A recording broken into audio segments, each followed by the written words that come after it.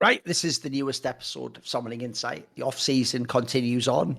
Don't worry, there's still always going to be topics to talk about. And what people do seem to forget is actually about 50% of a Summoning Insight episode isn't actually about the present day or this time. In many ways, we are Time Lords. We exist like Genja.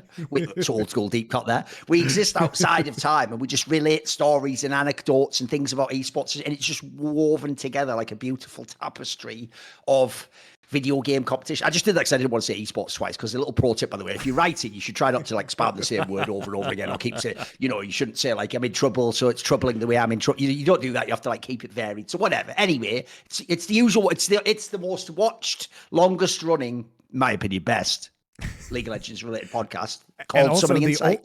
For some reason, Thorin, there's so much to talk about in the offseason with all the roster rumors, and we dove into, pretty much all the LCK rosters were finalized last week, so if you're looking for Korea stuff, you can check out that.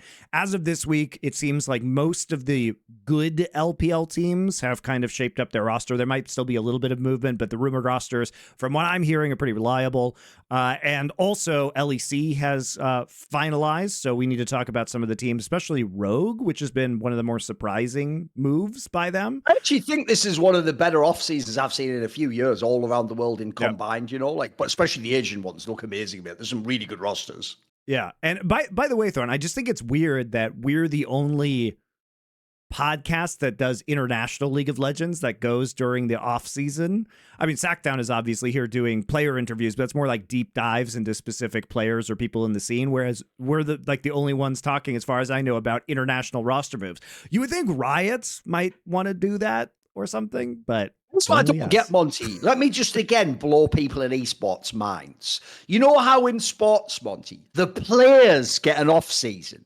Media doesn't, you cretin. Obviously, media, it's the opposite. Media has to go even harder in the off-season. What are you talking about? Like, there's no game to provide the views or the viewers. You have to create your own content. You have to, by the way, you have loads of content around speculation of moves, roster moves, salary cap, rule changes. The problem is the esports industry is, I've always said this, the esports industry is a bunch of people who want to play video games and on the side get to do that as a living by just doing a tiny bit of work. Whereas like the actual secret is you want to do mainly the work and then have a tiny bit of free time on the side. So sadly, people are just too lazy, mate. Because I agree with you. Everyone else is like, well, it's the off-season, so we'll see you in a few months, guys. Like, what do you mean I'll see you? You aren't the player. You're not fucking Caps. Like, I get why he has to go and chill, or why Faker's fucking chilling and not playing that KeSPA Cup or whatever, but why are you? That's my question. You should be fucking going ham. Yeah, KeSPA Cup, guys, is going on right now. If you do want some LCK action, we won't be following that because it's a mixture of like main rosters and challenger rosters. At this point, isn't it? It reminds me of Demacia Cup. If people don't know, it's actually sad because both of these competitions once upon a time were excellent. They used to be you're fielding your real new roster, and let's see preseason when it doesn't matter to the circuit how it counts, right? So if people don't know, if you went back in the day, the original KeSPA Cups or even the Demacia Cups, they used to have like the lineup that won worlds and shit like that could play that. Nowadays, in the modern day, because it takes place during the off-season and usually everything isn't confirmed, almost no one ever uses their real full lineup. And even if you did, by the way, you'd be smurfing on like incomplete lineups from the enemy. And so what you tend to get is you tend to get like two players from the real lineup. And you know what, Monty? I'm even going to speculate further. You're just getting the two players. What you're actually learning, here's the only thing KeSPA Cup and Demacia Cup actually teach you, Monty. Which players of the starting lineup are actually just really chill people and just do what their manager asks without complaining. Because they're the ones being fielded now, guys. The guy who's annoying is like, no, do I have to? Or, oh, can I have that? But it's just, he's the guy who gets to have the game off and that fucking sub mid laner comes in. By the way, spoiler, here's all you need to know, Monty. You know the razor I've just given you with like, you can see who the like sort of like company men are. They're all the top laners, if you notice that, Monty. Top lane is just about understanding at some point in life and in the game in your career, you're going to take the dick. And you have to take the dick for someone else. But that's part of being a good top laner. So I know it's all the top laners seem to turn up and play. It's weird how that works, isn't it?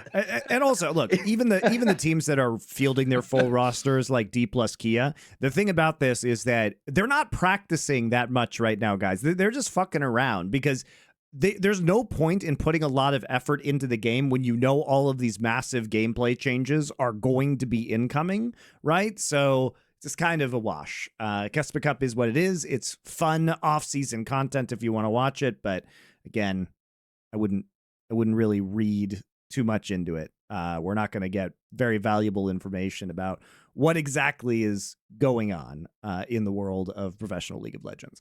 So, but we can talk about some other stuff. First up, though, guys, do want to shout out Into the AM again. By the way, if you guys haven't seen our shirt collaboration, you can head to intotheam.com/LFN-T. That's TEE, not the letter T, as in TEE shirt. And you can see us marching, the Undead Pirates marching through esports winter. Thanks to you guys who have bought it. And also, we did have a winner. So we were doing some gift card giveaways from Into the AM, and the Discord user from our Discord, Rogue Monkeys, is winning a $50 gift certificate because you guys were posting pictures of your orders. So if you did make an order, you had a chance to enter that. We will be doing a second giveaway later on, guys. So stay tuned on our social media for that one, and you can be part of it. It'll be pictures of you guys in the shirts. Right, the shirt is intentionally, it's got like a weathered design, so it's like an old shirt, basically, is what they do with the actual graphic part there. It actually looks really high quality. And by the way, I don't know if this is technically, I haven't even asked them if it's actually different material, but the material on this particular shirt feels fucking unbelievable, Monty. Like, it actually feels really soft and lovely. Yep. It's really nice. It's one of their vintage t-shirts, so it feels like it's been washed a million times and is really broken awesome, and soft. Anyway, guys, they're still doing they're doing their Cyber Monday 70% off, up to 70% off everything on the site right now. So you can head on over and use our code LFN for an additional 10% off. So that always works. You can head on over and grab our t-shirt as well. So thank you very much to Into the AM. You've been wonderful. And thanks, you guys, for supporting us and picking up the clothes. And we'll be doing a second giveaway with pictures of you guys in the shirts later on. So thanks a lot. By the way, I would never tell someone do X because then Y, Z, and A might happen. But I will just point out, as an actual consequence of if enough people buy this collab t-shirt, it will then potentially unlock doing another collab, which in the future could actually be not just one where it's like thematically similar. It could literally be us. It could be like one of the future proposed, hot take point made type show or somebody inside, which obviously we hope down the line is what we will just do. So then whatever your favorite show is, there'll be some cool iconic t-shirt. That's what we want to eventually unlock, whether through this partner or another one. Obviously, we'd like to do it with Into the AM since they've been so great to us. They've been awesome. All right. So thank you and congrats, Rogue Monkeys. You'll be contacted shortly on our Discord, and you will be getting that $50 gift certificcket. Obviously, a lot of jokes you could do there with that particular name. Wow. Right, let's do it. Rogue 2024 lineup, just the entire 2024 Rogue LEC lineup, just won a shirt, Monty. We've only got one to give away, man. You see what I mean? It's all. By the way, I've actually got some info for you. I can lead into on that one, which is, I think it was behind the scenes. I don't know if this was ever said on camera, but if you remember, a lot of people forget people make this mistake, Monty, where they always think esports is day to day and everything is a response to what happened that day. And they forget like the bigger picture of the wheels within wheels. So if you remember, it was intimated, it was just fucking reported that like Rogue, remember, was going to sell their spot. And potentially, like, they might have wanted to go out, and obviously they did a deal with Koi initially. And if you remember, last year, obviously Carmine Corp ended up buying the Astralis spot, right? But I've also heard Rogue was one of the teams where they were wanting to pay, they were one of the teams I've heard might have sold to Falcons famously, because obviously Falcons wanting to everything in esports and to spend loads of money. Now, here's an interesting detail. It was intimated to me that actually might also be why, sadly, people like Larson are like trapped in Rogue. Is like the implication was like, hey, don't worry, it'll be Falcons soon, and we're going to make like super teams and buy all the and then the problem is that didn't happen at the time, and so as a result, you ended up with this shit lineup. But you know what's funny? People made this point, but it's true. It's not even that Rogue have done great GMing, Monty. They've just sat there with a bad roster, and then other people have just thrown away like decent parts. They've picked up the decent parts just off the floor, and then that's it. They just got like a way better roster now. Like they've actually GM'd by not GMing. They just took whoever was available. And what's mad is they actually ended up with like a half decent roster. What's funny is, even though, yes, there are many angles we can meme on with this roster. And by the way, it could hilariously collapse and be really bad. If you actually look at the roster, which if people don't know is going to be like Adam, Malrang's coming back. They're getting Patrick, because obviously Comp is gone. And then, who did they have as support? I forget. Jung-hoon or Execute. Jung-hoon, formerly Execute, obviously used to be on Astralis back in the day with their remembering. Now, here's the funny thing, though. The one thing I can guarantee, and this is the best news about this, Monty, is look, it could be actually be a solid roster. This looks like it could be a playoff team. But here's the one thing that's good is Rogue, when they were bad this year, were impossible to watch, Monty, because they did nothing. They were bad and they did nothing. This team, I tell you right now, Monty, a team with Adam, Malrang, and Execute is going to do stuff. The problem might be doing too much stuff, but I'll tell you what, that team is going to have a lot of fucking action, mate. Like, my boy Larson can be farming mid lane, but they're going to be doing some shit on the map. Like, it's going to be a different team than the last Rogue, I'll tell you that. That much I'm certain of. I'm excited to see this because it just has Clown Fiesta written all over it. Like, if anything, this is going to be a very fun team to watch, guys. Malrang apparently, so he went to Brazil for a while. From what I understand, he didn't do a lot in Brazil, so it's not like he was great. Patrick has been performing well. Wait a minute. Right. Let me just set the scene for people. What Monty just said there, I'm going to place into a larger context, a hyper context, as it were, Monty. So Malrang, who we all said on shows the whole time, isn't even good. Even if you see him now in LEC fight, even if you see him winning, he's not good. He's not actually good. What he's doing doesn't make sense, right? That guy went to Brazil. It's not like Monty. I would have hoped you were going to tell me now. And he's just finished being a 4-time CB LOL champion, and he was the greatest player to ever play there. No. Are you ready, Monty? He didn't even succeed in Brazil. So in the same off-season where Jankos was like, sorry, guys, guess there's no teams for me, Malrang's back. What? What? Hello, John from the 2000s. What? What are we doing right now? What are we doing right now? Jankos is available. We're getting Malrang. We're doing the you up to Malrang of all people. And by the way, he is up because he's in Brazil. He doesn't even play now. Like, what are we even doing at this point in time? You see, this is insanity. We are doing the you up to Malrang because Malrang is a freak in the sheets, man. That's the thing. It's true. Also, low-key, you know what's sad, Monty? You know pro players well enough to know this as well. There's also a type of pro where, like, for example, I'll guarantee Larson says he loves Malrang, mate, because the premise is, like, in that scenario, he's just like, it's like, yeah, you're just my, like, kamikaze pack. Just go in. Yeah, just go in, mate. Yeah, go on. Yeah, go off it. Yeah, I love him. He just, he won't even build his item. He breaks his whole path in. They love players like that, of course. They love them. As somebody who is a Malrang enjoyer, purely for the chaos that he brings to the game. Both also just sit there not playing League of Legends, but okay, my bad. I guess no Jankos. Malrang does, could he? Fucking hell.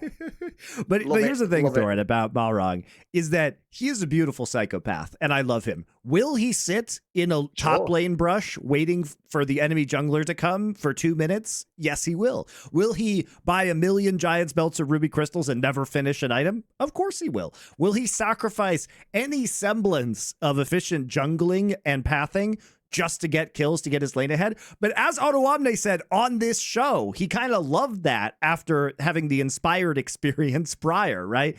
And regardless of, look, is Malrang a great jungler?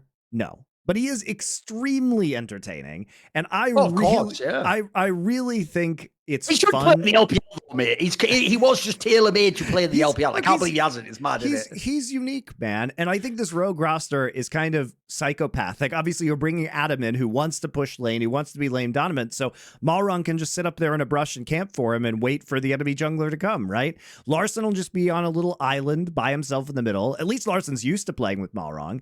We've got Patrick, who is pretty good, all things considered. Like, that feels like a little bit of a gift. Sure. I'm honestly surprised that Giant X let him go and put in Noah instead.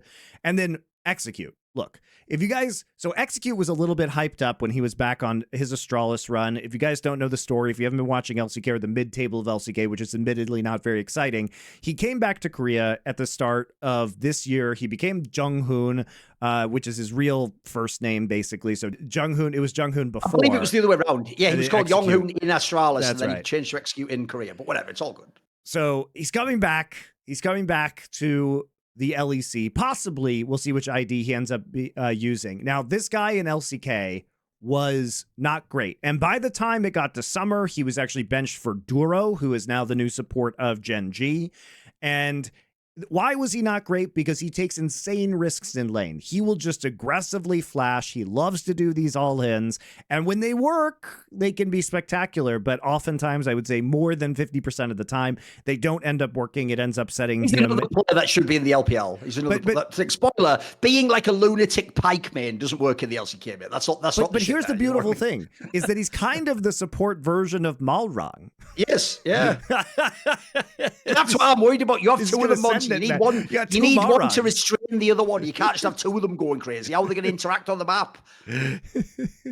I think it's awesome. Like I just want to see Malrang and Junghoon cook together. It will be glorious chaos. And so this rogue roster probably is going to pull off one or two wacky upsets at some point in time, purely because of Junghoon and Malrang pressing early advantages or getting some significant early advantages that the rest of the team can snowball. They're also going to lose spectacularly at times. Like I feel like if you want the hot mess of LEC rosters, this is going to be it. They'll have extreme variance. I think it'll be interesting. It's an interesting experiment. Is it better than getting Bo or Jankos? No. Is it more fun than getting Bo and Jankos? I would say yes. The one problem I have with this move, basically, is exactly that. I feel like it's going to be too much like accelerator and no brakes. Whereas I feel like actually, if you could have signed someone like Jankos, I actually think that would have been perfect. Because the difference is, Adam has shown he respects about fucking nobody in this league. So maybe Jankos is like the one person who could get through to him and like babysit him in some ways. I doubt he's going to respect Malrang, by the way. And then also, like I say, I actually think having two of those people, like fucking Execute and Malrang at the same time, that could be fun, but also could be really bad. Could be really fucking insane. Like you could just actually lose the game straight up by just people serial inting all over the place. So I don't know about that. We'll see. The problem is it's not a bad. Like here's the part people are going to miss is the actual flaw of the player strength of the roster is way better. Obviously, like it's not a bad looking roster. Like for me, this is more like like the sixth best roster or something. It'll just be like a quality team. By the way, it mainly depends on Larson. Like if this lineup means Larson can then play like one of the best mids again, then maybe we could cook with some gas. Then we can do it. The main problem for me is always Adam though,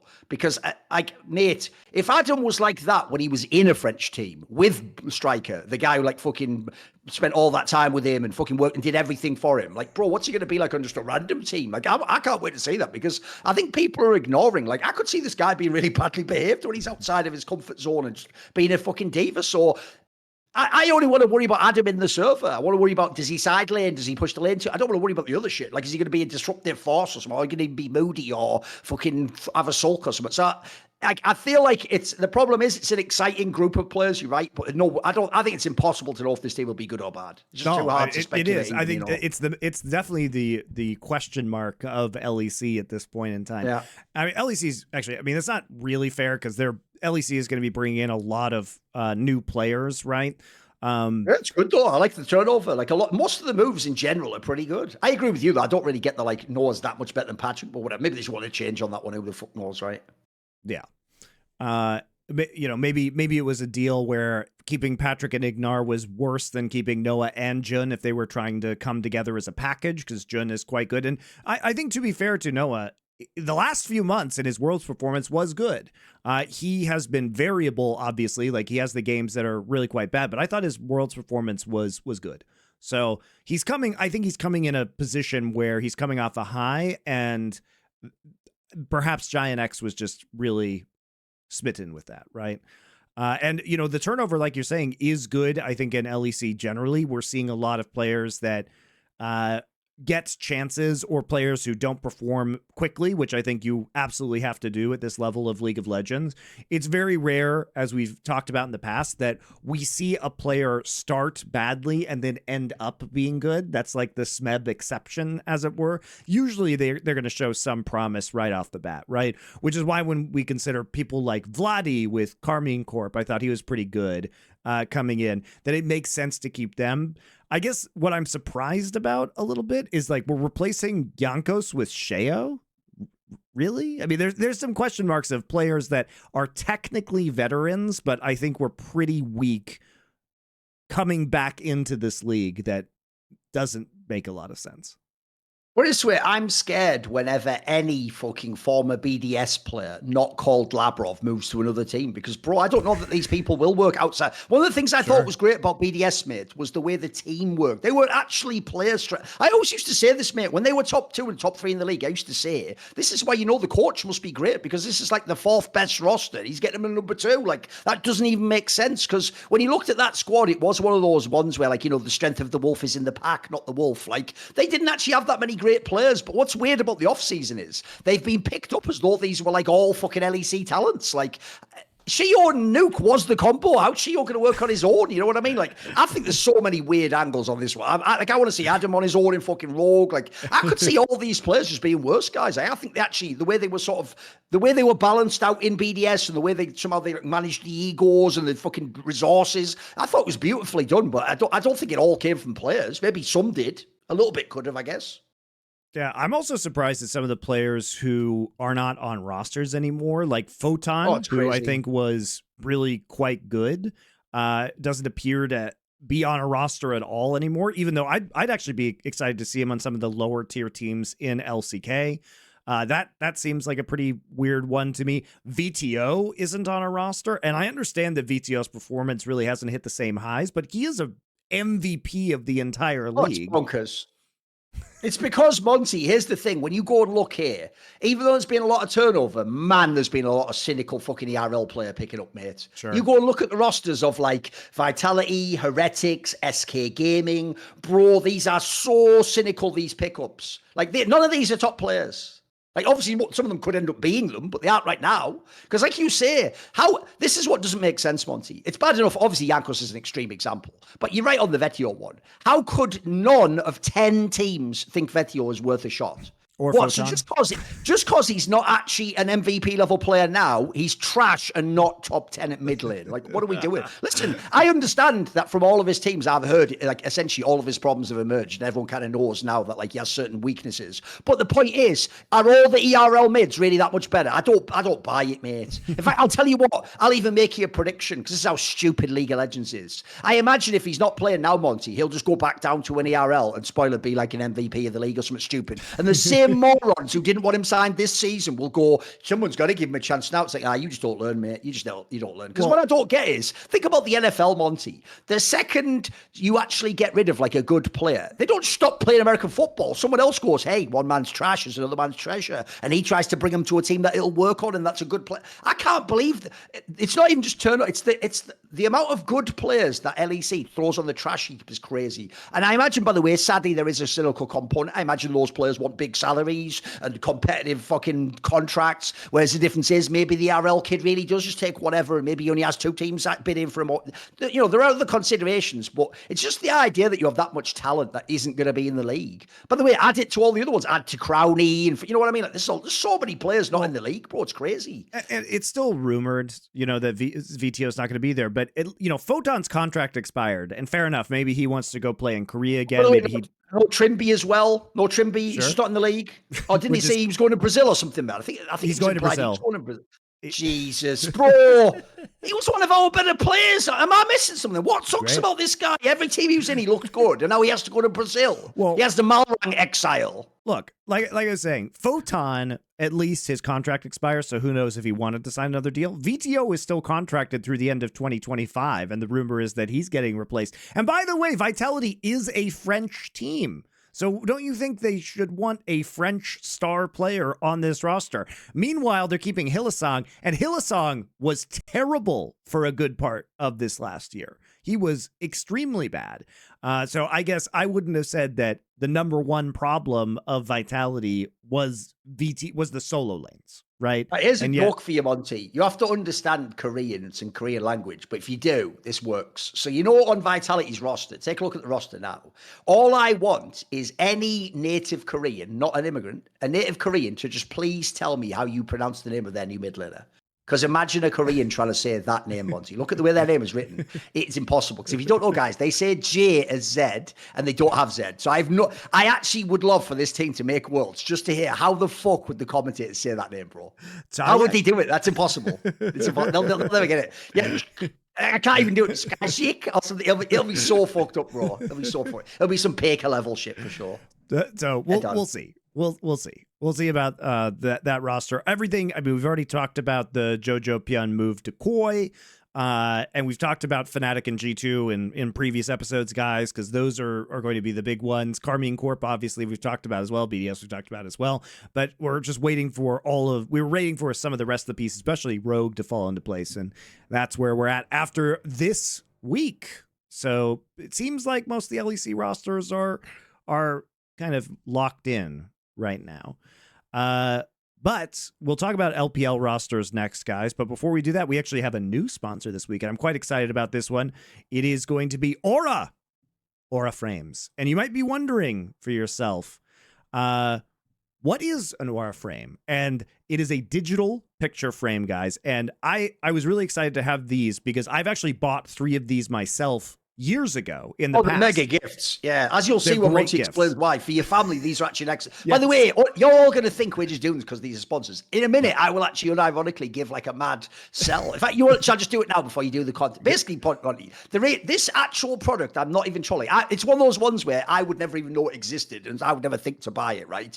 But if you actually see the functionality work, I'm not even joking, Monty. This shouldn't even just be like a fringe product. This could actually like change the world. I'm being serious because what I realized is, for real, the tech of just having a real life printed out photo in a frame is so outdated in the world where we all have devices and tablets and the internet and clouds. Because in the modern day, we're all taking photos all the time. And we don't actually tend to like develop a film, get the thing, and then give someone that photo like we used to back in the day, which is where we got the photo albums. We got the photo for your mom of you graduate. So here's the weirdest thing.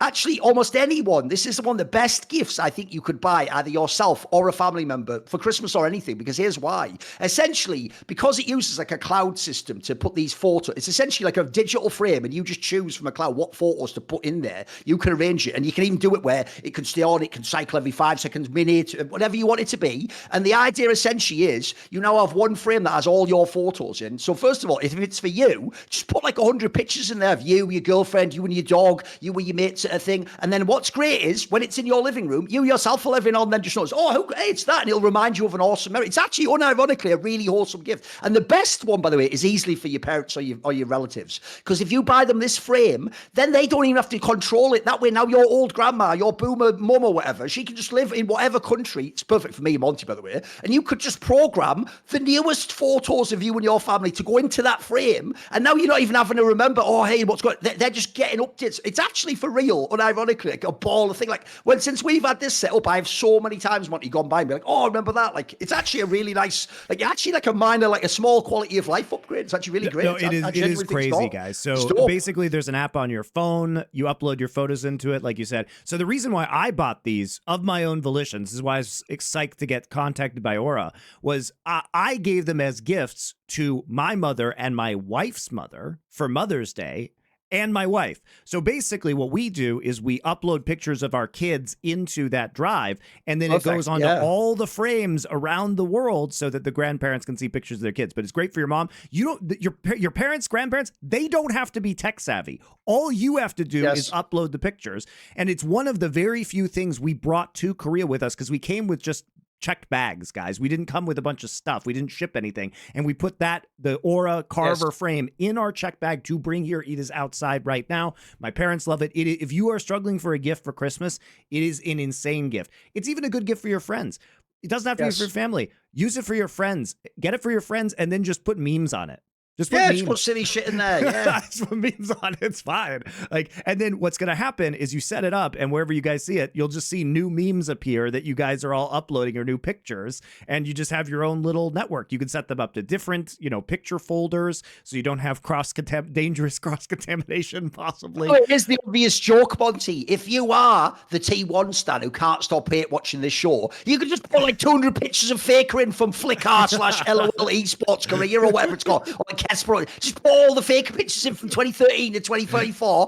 Pictures of him winning season 3, season 5, season 8 didn't happen. Season 9 with Teddy, it's all his fault. The fucking Clayton, what's he doing? We're back with order. You can have it all, couldn't you? And the 6th cup is for you who bought this frame. I made that part up. That's one thing I said, or anyone is liking us anyway. But it is actually, unironically, a dope fucking gift.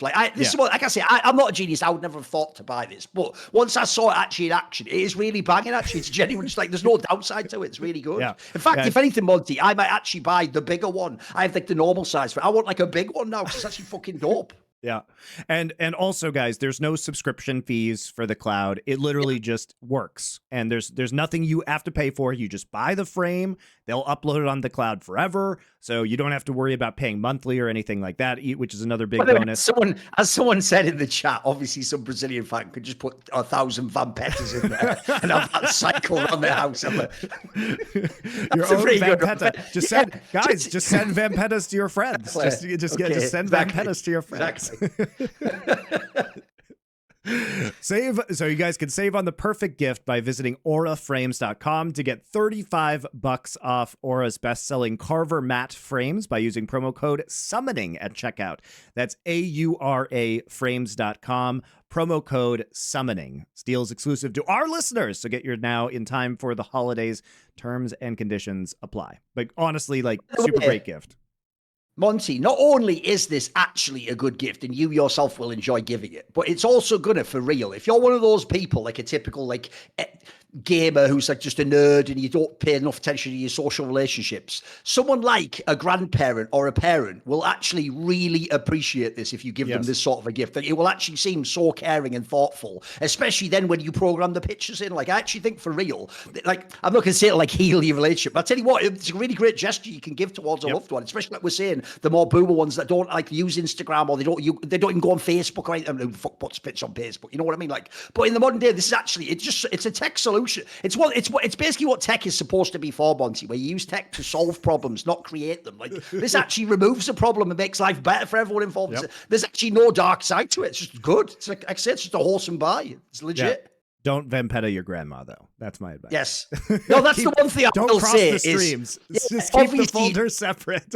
Obviously, maintain protocols about which cloud you're uploading and which frame you're putting the things on, obviously. Exactly. Don't ever confuse your friend's meme folder with grandma's kids' pictures folder, As long as you keep the two separate, it's all going to be cool. Those are what you call, Monty, non-overlapping magisteria is the technical term in the academic world for that.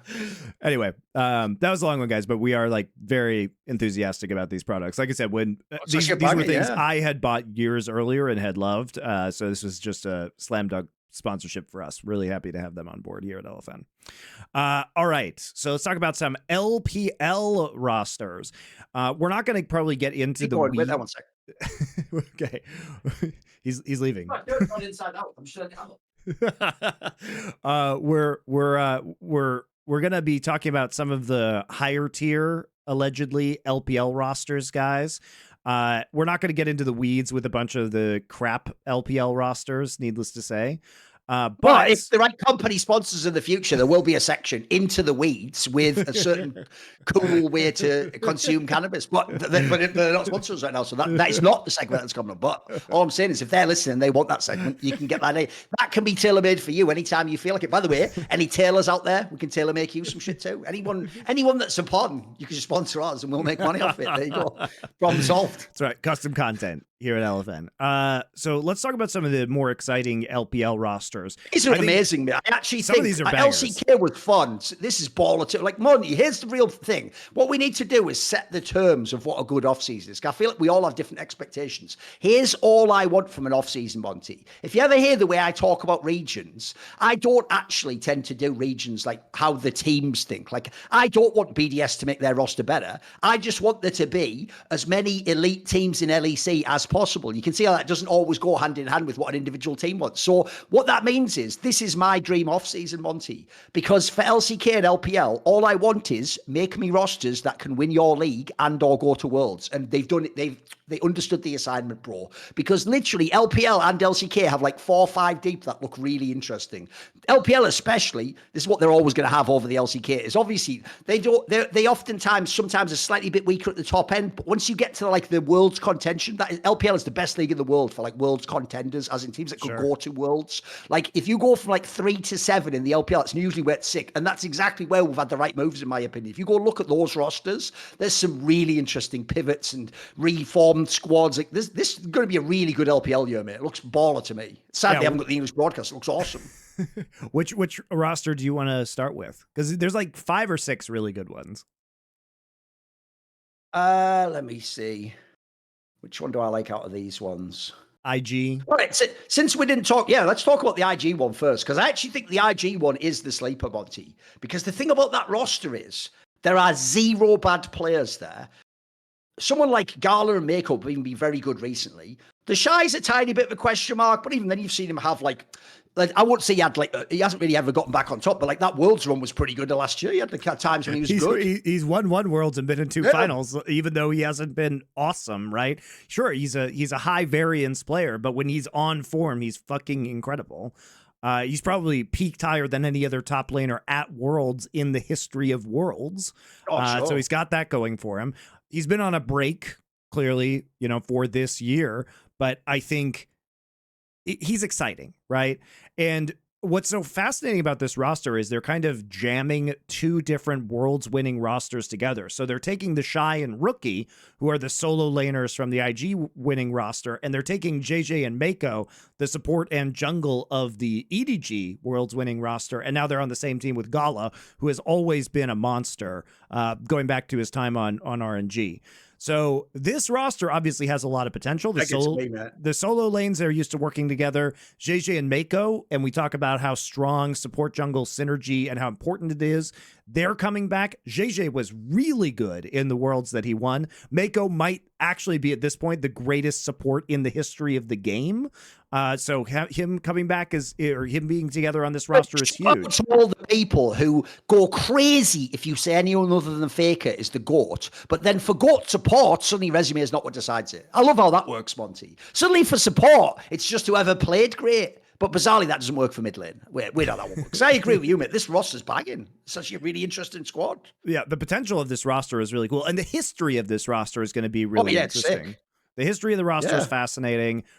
Just stacked up 4 world champions on this roster. Are world champions and Gala's a fucking MSI champion. Like, it's a pretty fucking good roster, yeah. It's basically a super team, right? And clearly, IG, we've heard they changed ownership. They are splashing out with this roster. It is, at the very least, going to be must-watch League of Legends with IG. This roster is going to be super fun to keep track of, not only because the Shy is infamously entertaining, but I mean, you hit the right meta with this roster and you got to think you're going to be cooking big time, right?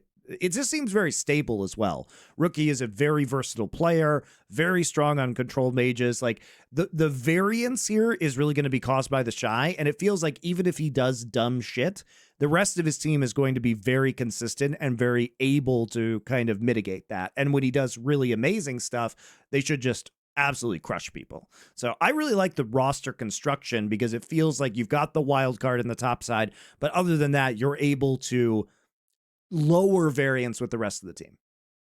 Just seems really solid. So IG, big banger.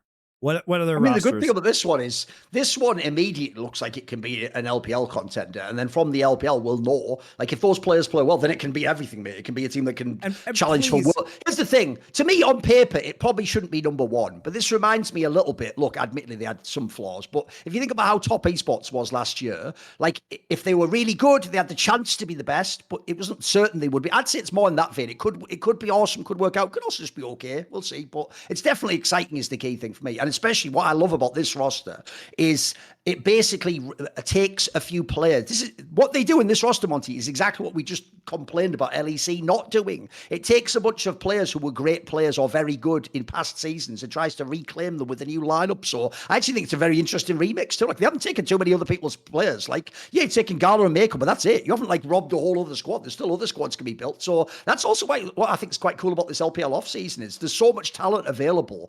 Tons of people can get get good squads, mate. It's not like there's just two people fighting over the same guy. Like, there's some bangers in this one. Like, I'll give you another one. Like, an obvious one to me is, I don't, in general, because I knew Ruler was leaving JDG, I was like, right, well, that's it for JDG then. Forget about him, right? Like, their pivot's even quite interesting, mate. I actually think that angle's approach, people don't know, in theory, JDG is going to take Arle from EDG, who was good, by the way. He's a carry top laner. They're taking Jun, who's obviously no longer required by BLG. Spoiler, he almost won fucking Worlds. He was like one Faker Galileo player from winning fucking Worlds. And they have Scout as mid lane, who, remember, was 2-time MVP 2 years ago and was still pretty fucking good this year. Then they have Pace, who, by the way, I'll just be a dick to say this, Wolf had as the MVP of LCK. So I just say that because no one else picked him up later. I was also very highly rated over the last few years, obviously won MSI, etc. And then they have Missing, who was obviously really good when he was at Rue. Like, boom, that's a pretty fucking, out of nowhere, again, you've looked around. And remember, a bunch of these, aside from Scout and Piers, Ali and Jun potentially aren't even like the hottest prospects. Like, this is pretty interesting put together. I think it's even good. Do you want to know what's funny, Monty? You know, I'm obviously a Piers critic. Bro, he's in the perfect team. Just allow Ali those carry games when he wants them. Scout's the man anyway with the macro. Bro, Piers this is actually a really good roster for Piers, I think. I actually think he sort of found a good spot. I was worried when those rumors where he was going to try and be like a carry of KT or some shit. Like, that was disturbing because I don't think that's his strength. I think he could actually do a Piers style play in this team and be good, man. This looks like a good roster. It feels pretty solid, and you know what's weird about this JDG roster, Thorin. Now clearly the rumor is this is a rumored roster, guys. Yes. But the rumor is that they've officially released Sheer and Flandre, and what's weird about that is okay. So Flandre, all right, he's a world's champion. He's a tested veteran. It wasn't that he played badly. It's just that Sheer probably was world rookie of the year this year. Milky Way clearly. I put this out on Twitter. That's one area already where the league awards missed. They did Rookie of the Year, Monty, and they have fuckers like Massau on there and like fucking, you know, people. Put Sheer on there, you fucking idiot. Are you fucking kidding me? Because they had 6 nominees, Monty, and Sheer didn't even make the list. Bro, Cadril, you aren't beating those allegations. You're just an LCK fan, mate. What are you talking about? What is this? What the fuck is this, bro? What is this? I think. You know, I think when it comes to there's clearly something going on with that guy. We speculated about the age or something, but there's something weird going on because he should have been in that team anyway this year, sorry. And then it is absurd that you'd let him go because Monty, he looks like one of the fucking future prospects to be one of the best players in the LPL. Like, this is like letting the Shy go before he like finally snapped and became insane. I mean, like, this guy looks everything prospect. About Sheer this year was weird. Sure. I mean, he was good right out of the gate, right? But he wasn't great. But he basically became great over the course of the summer split. He was incredibly good. And then all of a sudden, he was just benched for the playoffs in favor of Flandre. And like I said, my personal tinfoil hat conspiracy theory, and I want to make this clear, the evidence is my own eyes looking at Sheer. I've got an angle for you on this. Go on. So I want to be extra clear. Of course. This isn't one of those times where I'm like, hey guys, I think this, wink, wink, nudge, nudge. I'm being very clear. I know nothing about this. The only evidence is my eyeballs looking at Sheer and thinking, this kid is not 17 years old. Here's my problem, Monty. Here's my problem. That's actually why I will build my meta theory of why he isn't on JDG. Because here's the problem, Monty. If I signed a potential like one-day superstar player, really talented player, and he's really good in the server, but then I find out like, we're doing that thing again, aren't we, that we sometimes do in this region. He's not actually 17, is he? I can't use him at Worlds. And they go, I'll admit he's not 17. And he goes, okay, though. What I'll do is I'll test him. And I've got Flandre, who's a veteran and won Worlds. I'll just use him temporarily. I'll blood him in. And then what I'll do is, it's okay, for 2025, he'll be in the main roster. And then in the off-season of 2025, they come to you, 2024, they come to you and go, I only told you he isn't 17. And you're like, well, wait a minute, what? It's like, and he might be like 15, bro, 14. Like, that's what I think could be. I think it's because if you think about it, if there's already a market and people sort of like fudging the numbers, then the way to be even more aggressive is fudge it even more. And if it turns out he can't play for like 2 years, because that's the problem, Monty. Here's what gives it away. The giveaway, in my opinion, is this. It's not that JDG doesn't want him. Nobody wants him. Yeah. That's the problem right there, Monty. It'd be another squad, like minimum, by the way, bro. This is what like anyone's legend would gamble. You know what I mean? Like a smaller squad would gamble. The fact that he's not going anywhere is what makes me think like there's some reason he can't play League of Legends, bro. This guy's too good not to be playing League of Legends. So Come on. The reason why I have this conspiracy theory is because Tencent obviously runs LPL, and Tencent probably doesn't give a shit if he's 14 or 15. But you'll notice the instant he dropped out of the main roster was when they hit LPL playoffs. And by the way, the timing of when teams have to apply for visas for international events, particularly Chinese teams, is very eerily close. And the way that these rosters work is that when you have a possibility of going for Worlds, so basically all of the teams in the LPL playoffs would have had to have applied for visas to visit Europe for Worlds this year. And so my theory is that they couldn't actually do this because then Riot HQ would be able to look at Sheer's passport and see that he's not of age to be playing. And so they were basically forced to run Flandre in playoffs. I mean, they could have run Sheer in playoffs and just not sent him to Worlds, but I think they were thinking to themselves, well, we might as well just play Flandre because he's going to be the guy we're playing at Worlds anyway. Again, this is entirely my own conspiracy theory.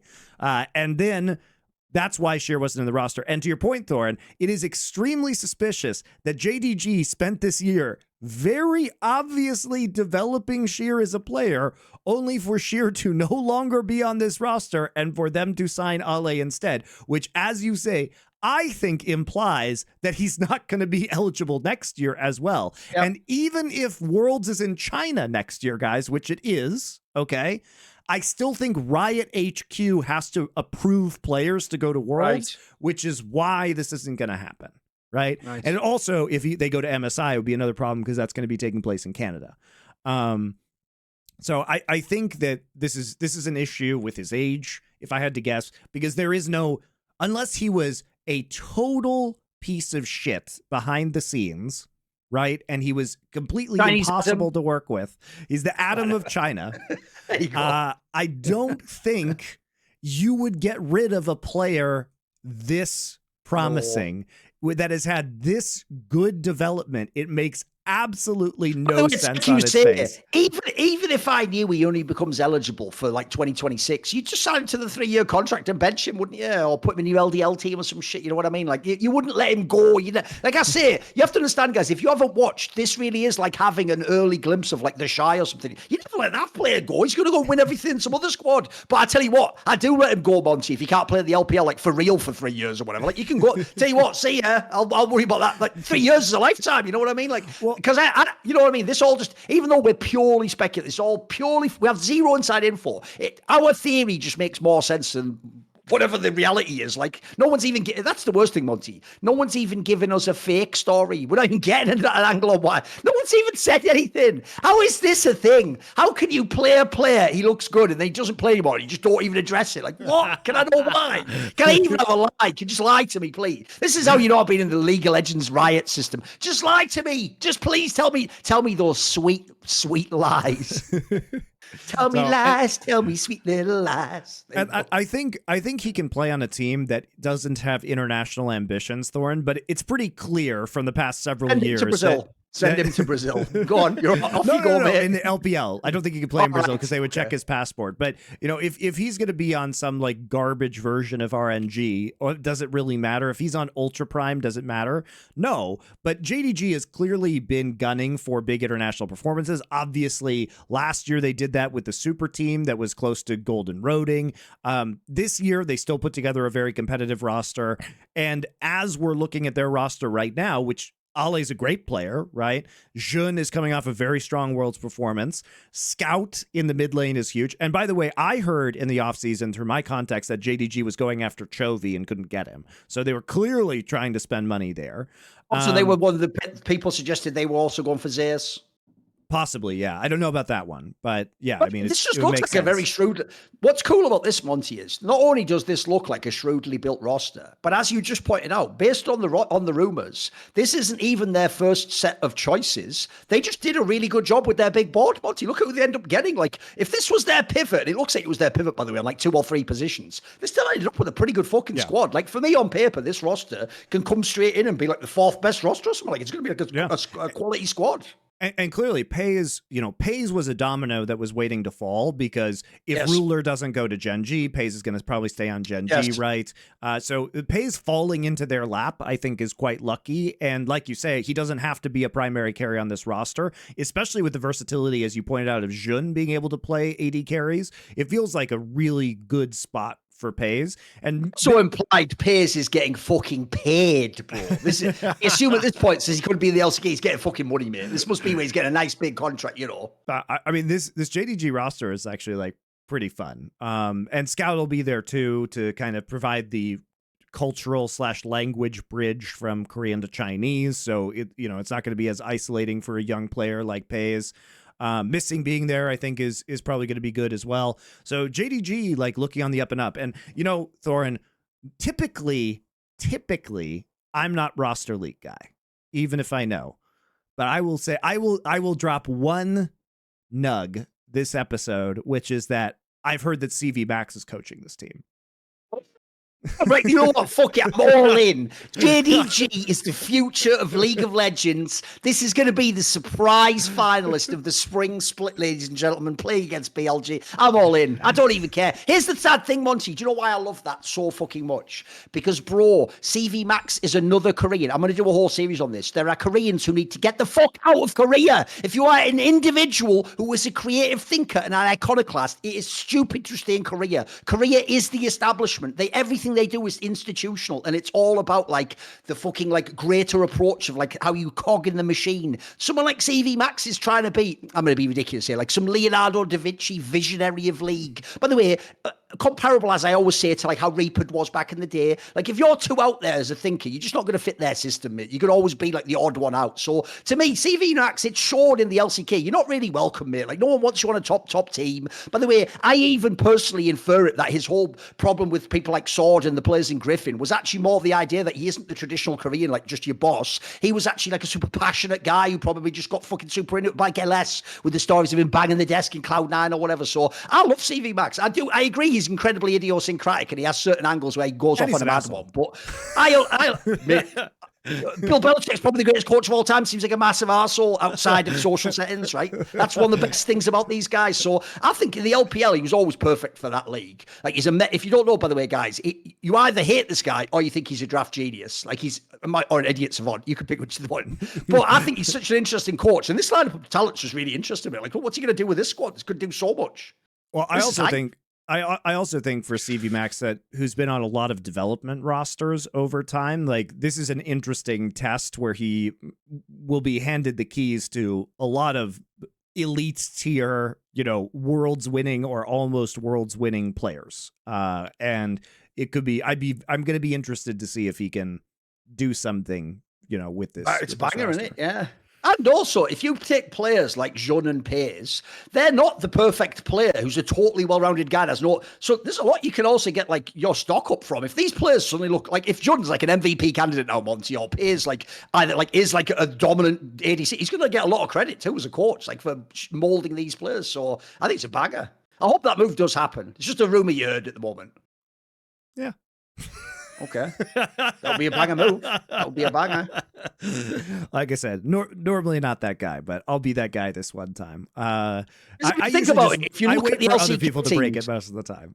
If you look at the LCK teams, Monty, almost every single LCK team is actually incredibly boring with how they recruit coaching staff. They just recruit former top players, and you can even cycle them in and out on splits. Fans don't even notice. So it makes it seem like it's just a system and it's not an individual having massive impact, just someone within there. So this is how we do. It's almost like that whole thing, like, this is the Patriot way or whatever, but I don't get the feeling in the LCK they want these like visionary coaches with big personalities, etc. So I think the LPL is the perfect place for this guy. I also think if this team doesn't work out, there's plenty of other LPL teams you can go to as well, mate. It does seem like LPL is a better fit. It's a better fit for CV Max. Speaking of coaches, though, as far as I know, Tabe is staying with Anyone's Legend. And if you guys weren't following a lot of LPL or you only watched the later stages of the playoffs, you may not really understand why people were very excited about Anyone's Legend this year. First off, they had a very surprising start in the first phase of LPL summer, where they went, I believe, 7-1, and they looked very good while doing it. And Tabe has long been like the macro whisperer of some of these teams, but I think the biggest thing for him was the Shanks glow up, because Shanks was, at least in the early part of the LPL summer, probably one of the leading MVP candidates. And as far as like player glow ups, Shanks was absolutely amazing on AL. And a lot of this was he was able to, start to transition and broaden his champion pool into more styles. He was really, really good. And Hope and Kyle were on this roster. And the rumor now is that Tarzan is going to AL from LNG, and Flandre, who I know we were talking about Sheer a lot, but Flandre was pretty good. It wasn't that Flandre was a wash trash can. He was like still serviceable, and he was still stable in the top side. And I think anyone's legend with Tabe, like if you are a fan of the macro play, first off, Tarzan, at least domestically, has been spectacular in terms of macro. And with Tabe, I think he's getting some more weapons to use in this roster, and this was could be like kind of a sleeper dark horse team, which is fun. Oh, and also for people, because obviously the problem is, a lot of the Western audience only know the biggest names. The Kale guy isn't bad, Monty, actually. He actually sort of did have he showed some promise, I thought, this year. So, again, even if you don't know the name. Their bot lane was pretty good. Yeah. Now, I think losing Ale hurts a little bit. True. Like Flandre for Ale is a downgrade, but the thing is Tarzan for Krakow. Krakow was actually pretty good. He stabilized a lot. When he was in LCK, he was really known for his kind of like wild and sometimes high variance play style, where he would just do crazy shit that sometimes worked or sometimes, lost his team games. He was actually much more stable, and I think Tabe like really stabilized him, but Tarzan is clearly going to be an upgrade on Krakow, even if Krakow was in fact pretty good. Tarzan is unironically one of the best junglers in the world, and the really exciting thing about this lineup is the prospect of him finding some synergy with Shanks. Because if people don't know, Shanks, the mid laner, actually is a real talent. Like that guy actually has some legit skills, mate. Like I've seen him have a bunch of carry games. Like I want to see though, if he can interface with Tarzan, this could be really good. Yeah, and I think what's interesting is that Tabe came on board halfway through the year to Anyone's Legend, and the improvement was massive, right?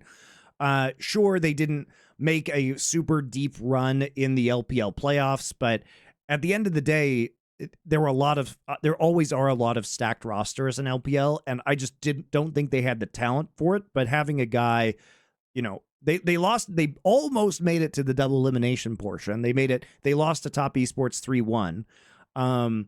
But having a guy like Tarzan, I think, is the thing that could push them over the top. And as well as having their existing players have more time with Tabe, because Shanks was very good. And Flandre, I think, is good enough. And with Tarzan there, this should be potent. And I think Tarzan is just such a good jungler to pair with a coach like Tabe that really wants to focus on macro. And that's great synergy. Yes. So I'm actually into this. AL was one of my favorite teams to watch in LPL this summer. They were much better than they had any right to be with that roster. Put it this way, if anyone's seen the tweet, which a lot of us are working off here, where it has BLG, Top Esports, JDG, IG, Weibo, and Anyone's Legend, you might look at those and go, why have you included Anyone's Legend? Anyone Legends actually deserves to be in that box. So that's a sleeper roster, like we're saying. Like the name value isn't as crazy, but that's actually like, I agree with you. I think the way they've built the squad's nice. Like, look, Ale is a better player than Flandre right now, but Flandre is the veteran. He's going to know how to play the map and how to play the weak side and all that shit. So I think it's an interesting squad also, as also playoff potential. Yep. Before we continue with our LPL roster rundown, what I want to do is shout out another one of our sponsors for our show, and that is going to be Raycon. If you guys are looking for gifts, a lot of the stuff that we're going to be talking about makes for great gifts, right? So stocking stuffer, regular gifts, Raycon's everyday earbuds. They have active noise cancellation, which is a great feature. 32-hour battery life, multi-point connectivity, so you can connect them to two different Bluetooth devices at the same time, so you don't have to worry about swapping back and forth. And they start at just half the price as other premium audio brands, so you're getting great value here. Obviously, like sweat and water resistant. You can take them to the gym, no problem. And you can save big for the holidays and get up to 25% off site-wide at buyraycon.com/LFN. That's right. You'll get up to 25% off everything on Raycon's website when you go to buyraycon.com/LFN, buyraycon.com/LFN.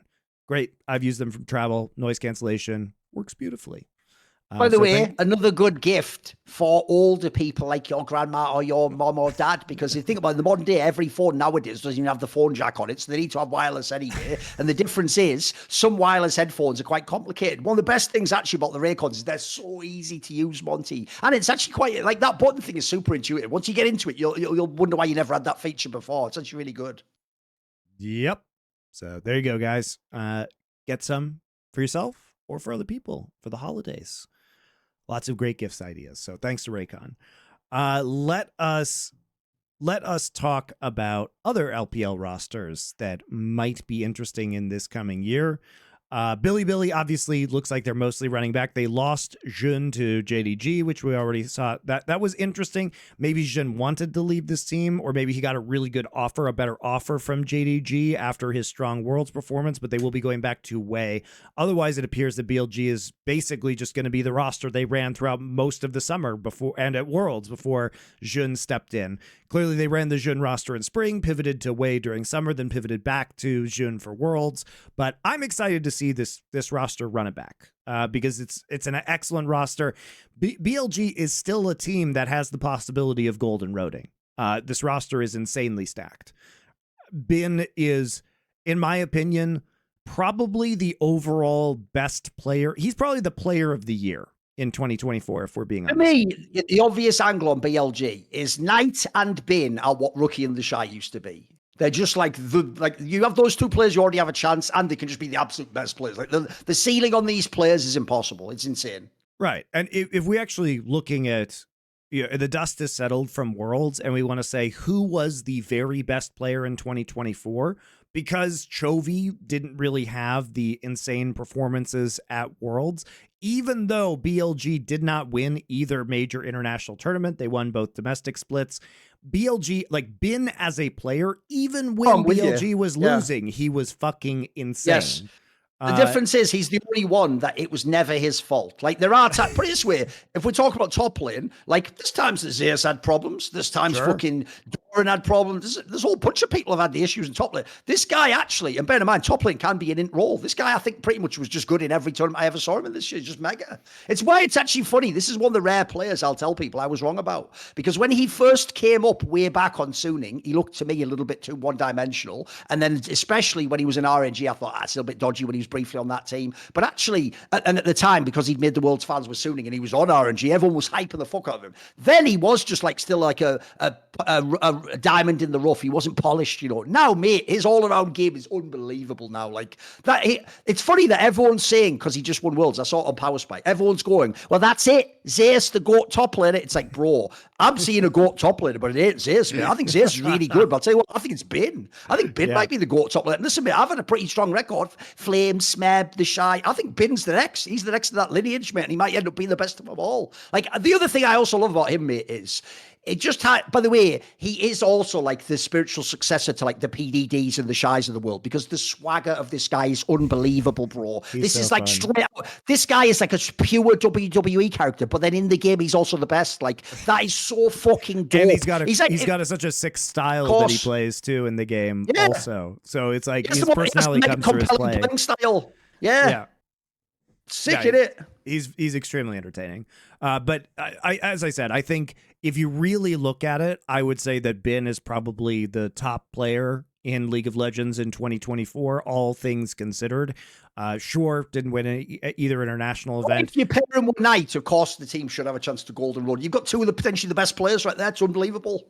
Yeah, and Elk was a very good performer for all this year too. Sure. On had a little bit more variance. Wei obviously was subbed out at the end. We never really understood the reasoning and it's a behind question that. I have for you. Here's the question I have for you: is that how can no one address that, Monty? The first question has to be, right? Remember, in good faith, we would have won Worlds with this guy. We would have just won Worlds with Jun. Sure. And now, 1 second afterwards, because we didn't win potentially, He's no longer the one we want, and we always wanted away anyway. Like, what sort of crazy playboy mindset is that? Like, JDG just handed Jun the bag, man. Who knows? It's wild, though, isn't it? Because that's one of those ones where if I were a BLG fan, that is where I do want an explanation. Like, just please tell me what it is. Like, was it too expensive? By the way, if it's too expensive, that's fine too. But if you actually chose way over Jun, can I know a reason? You know what I mean? Because it makes me wonder why you went back to Jun in that scenario. We talked about this on previous episodes, but this is why I think having an open contract database is so important, because it would allow us to at least understand the decisions that are being made, right? It would be very obvious if JDG is doubling Jun's salary, why Jun left the roster, right? But if he's getting paid the same salary, maybe there are questions that start to arise. I'm skeptical about this move, like you say, but it would just be I have no idea why it's happening, but it would be helpful to get some level of context surrounding this. So yeah, it's weird. It's weird. But they obviously preferred Wei at points in time this year. Maybe they just the team felt that he was a better long-term solution if he could overcome whatever issues that caused his benching at Worlds. I don't know. Could have been a personal issue, could have been internal issues, who knows. It is strange, and I do wish we had open salary numbers to discuss these things, because that way we wouldn't just be kind of shooting in the dark or implying things if we know the actual answers, and it'd be interesting to talk about. And I don't think there's really any downside to Riot just publishing a list of player salaries, because the teams all know. You know what I mean? Like, the teams are all given each other's total salary sizes, so the info's all out there. It's just kept private by the teams. I do find that a little bit weird. So yeah, BLG still obviously a massive Worlds contender. The other teams that also, just fun to have a roster stay together. Like, that's the other thing. Think about, right? Gen G changed their roster, T1 changed their roster. Like, loads of these. I just like it when a team, like, remember, this could have been our world champion. Sure, they changed Jordan. I guess that's one, but they kept the core of the roster that we want to see. Like, this actually, like I said, I think it's mega hype this next year. I mean, it looks like it could be one of the best years of the league ever. I'm not a guy who says that every year like everyone else does. For real, it could be. Yeah, especially with the way the LCK is shaping up as well. We should talk probably about Weibo and top esports as well, considering those are the ones, those are the remaining two teams that I think are probably going to be towards the top in terms of their performances. Which one do you want first, Weibo or top? I think we'll do Weibo, because that's the one where essentially all they've done is just change out fucking Crisp, who obviously went to TES, and they're taking in Hong. So I don't know about this one.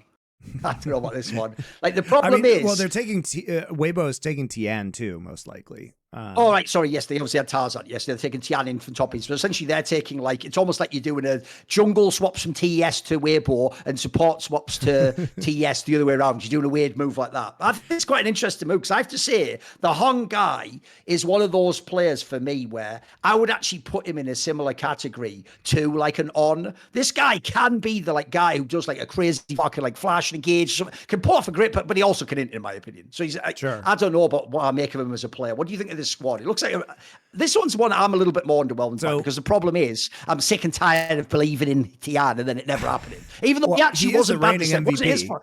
Here's the thing: it wasn't his fault. He didn't win a Darday Award this time, but it just seems like he is another cursed player, mate. After FPX, it never works out for this guy somehow. Something just goes wrong. He always zigs where he should have sacked, or his teammates do. So, what do you actually think of this roster? So the alleged roster, the rumored roster, is Breathe, Tian, Xiaohu, Light, and Hung. Light is clearly one of the players they wanted to hang on to. Light was one of, if not the top performing AD carry in the LPL in summer. Certainly you make that argument. Tian is the reigning MVP. Xiaohu... If anything, Light actually hasn't gotten the name value he deserves at this point in time. To Western fans, he still just whatever. He's really good. He's really good. Xiaohu is a legend, obviously. Xiaohu is probably top 3 mid laner ever. Have you noticed, Monty? Do you want me to give you a little thought experiment here? Have you ever noticed how it's totally fine for an LCK fan to be like, Xiaohu, he's trash now, but if Faker ever plays badly, you're a piece of shit for disrespecting a legend? Weird how that works, isn't it, mate? Funny how that one works. Because how were you? Look, Xiaohu definitely wasn't at his best, but he's like one of the true bona fide legends of the game. I mean, he's definitely the best Chinese mid laner of all time. By the way, you could easily say this. He might even be like the most important / influential Chinese League of Legends player ever. And I say that in a region that I do Iron Knights. Like, this guy has been like, he's almost carried the region at times. Yeah, and if we're actually looking at greatest mid laners ever, I think Chovy is obviously excellent and among, if not the very best players right now. Even if I said Bin was better this year, if we're saying his total body of work, but he doesn't have the international pedigree. And Xiaohu at least has won a couple MSIs. And look, Xiaohu did not perform well. Xiaohu did not perform well at Worlds this year, but he is still an insane player and probably can come back. Breathe had a huge glow up at Worlds, by the way, guys. Breathe was like low-key one of the best top laners at Worlds. Notice that in itself, though, Monty.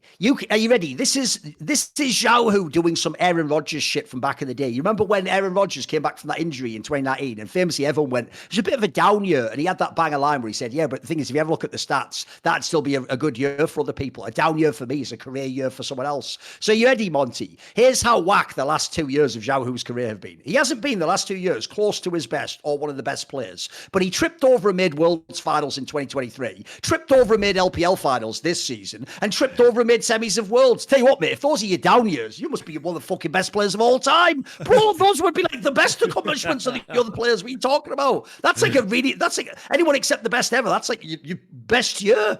These are down years for this guy. He's just a fucking... Success just follows players like this. It's how you know, by the way. It's why I always say Xiaohu and Faker have similarities to me. There's something about the way these guys play that reminds me of the really old quarterback where the arm is gone. And it's like, when you know the arm's gone, Monty, you don't fire it deep ball every time. What you do is you play the normal boring game, and then you wait for that one time you have to do the Hail Mary. And you know what? Sometimes the old dog can still get the Hail Mary or get that clutch play in the red zone. That's what Xiaohu and Faker are doing now. They're not trying to even be the guy, by the way, who wins 3 out of the 5 games by smurfing the other guy with hands. They're just looking like Faker in the World's Final for those 2 clutch games where they pull off the move. Yeah, exactly. But they're masterful at it in some weird way as well, Monty. Like the quarterback who's really old, because you know they haven't got the crazy hands to just outplay everyone. It almost makes it more compelling a storyline to see, can they pull off some sort of a macro? Can they win with their mind? Basically, it's kind of a compelling angle to me. Yeah, absolutely. So yeah, I think it's fun. And Breathe was incredible at Worlds. Tien, people like to laugh at Tien, former Dade Award winner, also former Worlds MVP, and very well deserved in the Worlds he did win with FPX. And he was excellent. I mean, obviously the deserved reigning LPL Summer MVP. It was probably in general between him and Bin. For someone treated in the West like an idiot into moron, he has won a lot of fucking MVPs. Holy shit, bro. Holy shit. He's won like 2 domestic and the Worlds. Well, and when everyone's treating him like an actual cretin. Well, especially during Swiss, I think he was the best performing jungler in the Swiss stage of Worlds. Yeah. And are we really going to blame him for being part of a top esports team that like collapsed in every... I mean, they did suck big time in some of these, high pressure moments, LPL playoffs, Worlds playoffs. Like, they were fucking terrible. But they had to get there. And I think Tien was probably the least of this team's problems. And he had a very impressive Worlds performance. He definitely didn't send it. Oh, by the way, that reminds me, later on, I'll link you in a second, right? Later on, if you want, just as something else to comment on, there is a thing where Faker did a whole stream and talked about a bunch of the games, and there are some hilarious comments in there, but we can look at it later. We'll keep doing the segment for now. But we'll make it its own segment a little bit. Yeah, well, let's definitely look at that later, because by the way, there are actually some lines in there that relate to like the LPL teams he played that are fucking baller, bro. Like no joke, this will actually make you love Faker even more. Like, I'll give you a teaser now. I'll tease you with one. When he played in that final game, Monty, of the World's Final, Faker essentially points out that once he saw Knight buy the fucking Zhonya's, he like knew he'd win the game because that's like a pussy angle. Now, he didn't say pussy angle. I put that on, but that's essentially what Faker said, and that is gangsters. I'm on board for that, bro. That is dope. You're in the 50. Because by the way, Monty, this is just a teaser. We're not going to go. But I'll finish this point. Right. The reason that is gangster, Monty, is because if there's any time you could forgive anyone except a god for going with the safe angle, it would be in Game 5 of the World's Finals when you're a mid laner. You'd go, you know what? This is the time you build the Zhonya's. This is where the Zhonya's, you'll be glad for that insurance pot. But I tell you what, if you are Faker and you just want that angle to win the Worlds no matter what, the Savage play is fuck the Zhonya's. Like in that analogy, I guess Faker should have been like, but if he'd have built Medjai, and I knew I was fucked. You know what I mean? I love it though. I love even what the mentality implies. But anyway, put pin in that. We'll come back to that. We'll come back. Don't worry. So now we get to top esports that are making some really interesting changes, keeping 369, keeping Cream and Jackie Love, but they're getting Kanavi and Crisp. Now, Kanavi, excellent, obviously. Now, you could say replacing MVP Tian with Kanavi, not a good move. But if you had to replace Tian with somebody, Kanavi is a pretty good replacement. It's close to a side grade. Yeah, exactly. Right. Yes, agreed. I think the real problem here for me is that Cream had a tough MSI in his first international performance. Cream then had a very good EWC. Cream then had a very kind of mid to bad Worlds. 369 was very bad at Worlds by 369 standards. And Crisp has been pretty bad for a lot of this year. He's had some high highs, but I would think frequently was more towards his floor than his ceiling. And so you look at this roster and you're like, well, in theory, I've seen the highs of all of these players. We've got two players in the bot lane who, their bot lane are both world champions, just on different rosters, right? And otherwise, Cream has been an exciting prospect for a long time. 369. We've seen his very good performances, particularly on tanks and the JDG roster from last year. Kanavi is an all-time legend among the greatest junglers to ever touch this game. But you do wonder if this is going to be the same team that had those collapses, right? Are Kanavi and Crisp going to be the guys to stabilize this team? I'm not sure that's There's true. A lot of chokers / inters in this team, bro. Like the whole team for real could just lose their fucking head and just destroy themselves. Like on the one hand, look, it also, if they can somehow walk the tightrope, it also could be a pretty good roster. But I think it's just wild. Like this is the only lineup where almost everyone's a question mark for me. Like, who the fuck even knows how this is going to operate? Like I say, it could actually be really bad as well. Yes. They're really good players. It also does just look like the team of players, Monty, where it's like, this is the team where I just don't give a fuck about international play. This LPL team, I don't know about international. We'll see about that. We'll see. We'll see about them doing it well in LPL playoffs. It's a little bit of a weird one. I think this is one of the weirder ones. If you're a top esports fan and you were hoping that some of these issues get addressed, maybe this isn't the roster for that. Still going to be very good, but will this be a team competing for Worlds compared to some of these other teams? Probably not. All right.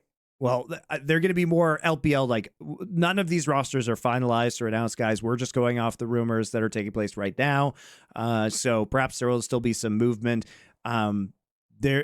It's going to be interesting to see where some of these like big name players land. The LPL is going to be only 16 teams, as we touched on last time. By the way, if you've enjoyed this segment about all the great rosters, I'll just really piss you off and point out, if this wasn't League of Legends run by Riot Games, it was actually Counter-Strike or Dota, you'd get to see all the LPL teams I just listed play every event against all the LCK teams we listed, plus a few of those LEC rosters too. Wouldn't that be amazing? Every month or two. But instead, you guys can just get ready. Mark on your calendar the 3 times in the year you might see 2 or 3 of these teams play. And then if you get lucky, they might draw each other, might play, and then you can decide everything about their whole careers and 10-year careers just off that one game. And one of these tournaments is just going to be one team in Fearless Draft. So have fun with that, as if that's going to be a real international event. But it's okay. The worst thing is when people, Monty, I already know how bad League fans are, is when in the coming years, they will just address each international tournament like it was just an international win. And then when people win Fearless Draft, they won't even mention like it was Fearless Draft. They'll just be like, and he won his international title, where Flame didn't win anything. You know what I mean? Like, it'll be a nightmare, man. I'm already ready for this to be a complete nightmare of narratives. Speaking of a Counter-Strike-like circuit, you know how in Counter-Strike they have one international tournament and then they have another international tournament shortly thereafter? It's my understanding that EWC is basically going to be right after MSI, so we're going to get like back-to-back international tournaments, which honestly will be fun. Yeah, I prefer it. It honestly is going to be quite entertaining to have that, but you guys will get the briefest of tastes of the international I would say normal esports international circuit. And when we categorize normal as what most esports have done for the last 25 years. I've got a question for you though. Here's a problem, Monty, because this is a real thing you have to consider. Like, remember, in theory, the only actual season where T1 was irrelevant was actually season 8, if you ever saw. That was the one where like there was like a split where they didn't even make the playoffs, for example, in summer, and then obviously they didn't go to Worlds and all that jazz. But here's what people haven't thought about, Monty. Because actually, sadly, T1 downgraded while LCK potentially got stronger and LPL's even stronger. Like, mate, there's actually a world where you might not see Faker at any international tournaments. It's actually plausible. If that happens, won't it tank the viewership? What do you think?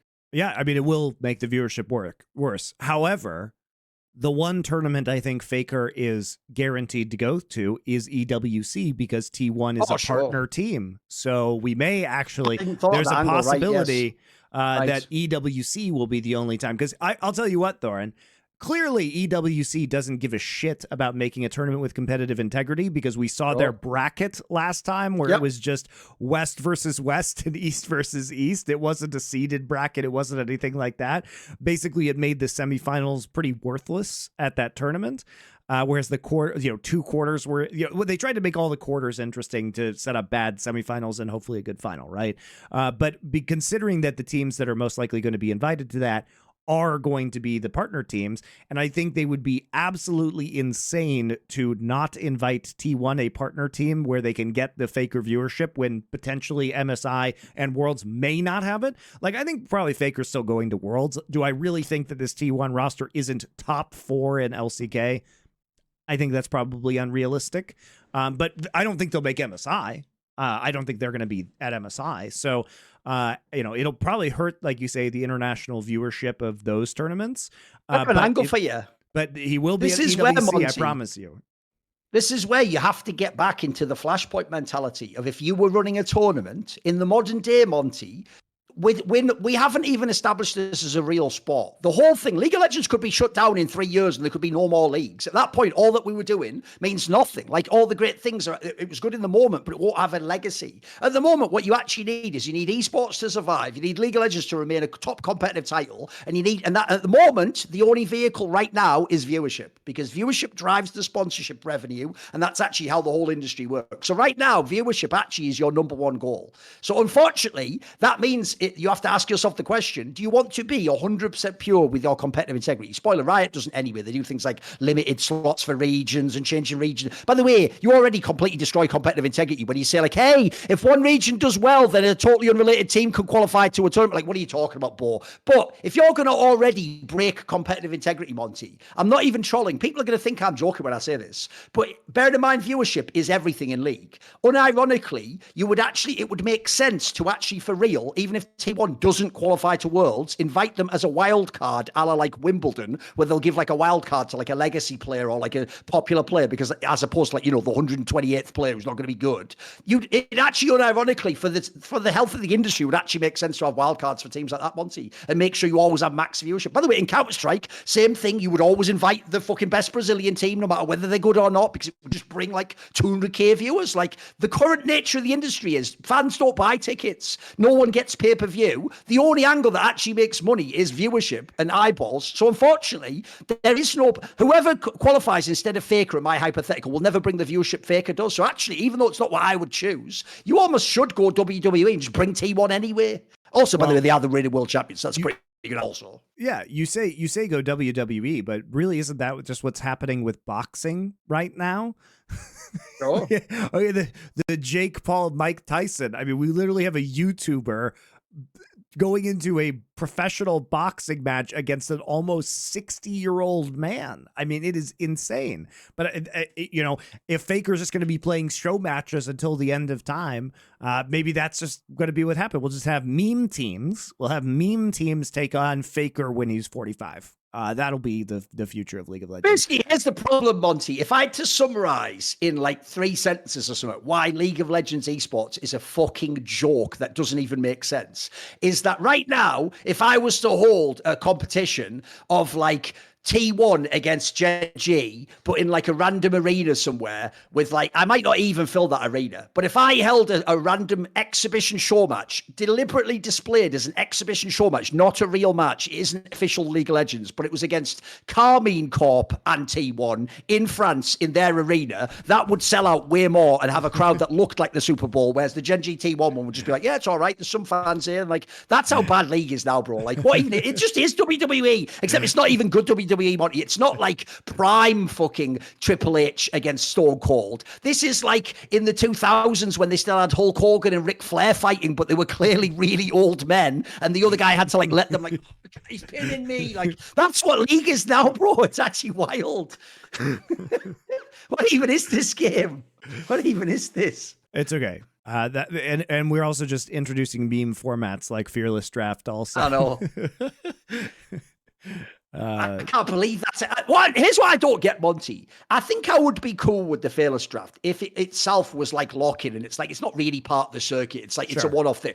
They've made it part of the circuit, though. That's what kills me. Like, for real, Monty, this Fearless Draft thing is actually going to impact people's career narratives now. That's another tournament that suddenly you have to win in a totally alien format that we've never judged anything else of ever before. So, like I said, because it is basically lock-in with an international event at the end, I'm pretty forgiving about this particular one as just a warm-up for the rest of the season. I do think it's a fun appetizer like an amuse-bouche for the real circuit, but it's not a serious competitive result. My fear, Thorin, is that people are going to be like, wow, Fearless Draft is great, and then Riot's just going to impose Fearless Draft on the entire circuit. That's my real fear. If this could just be isolated...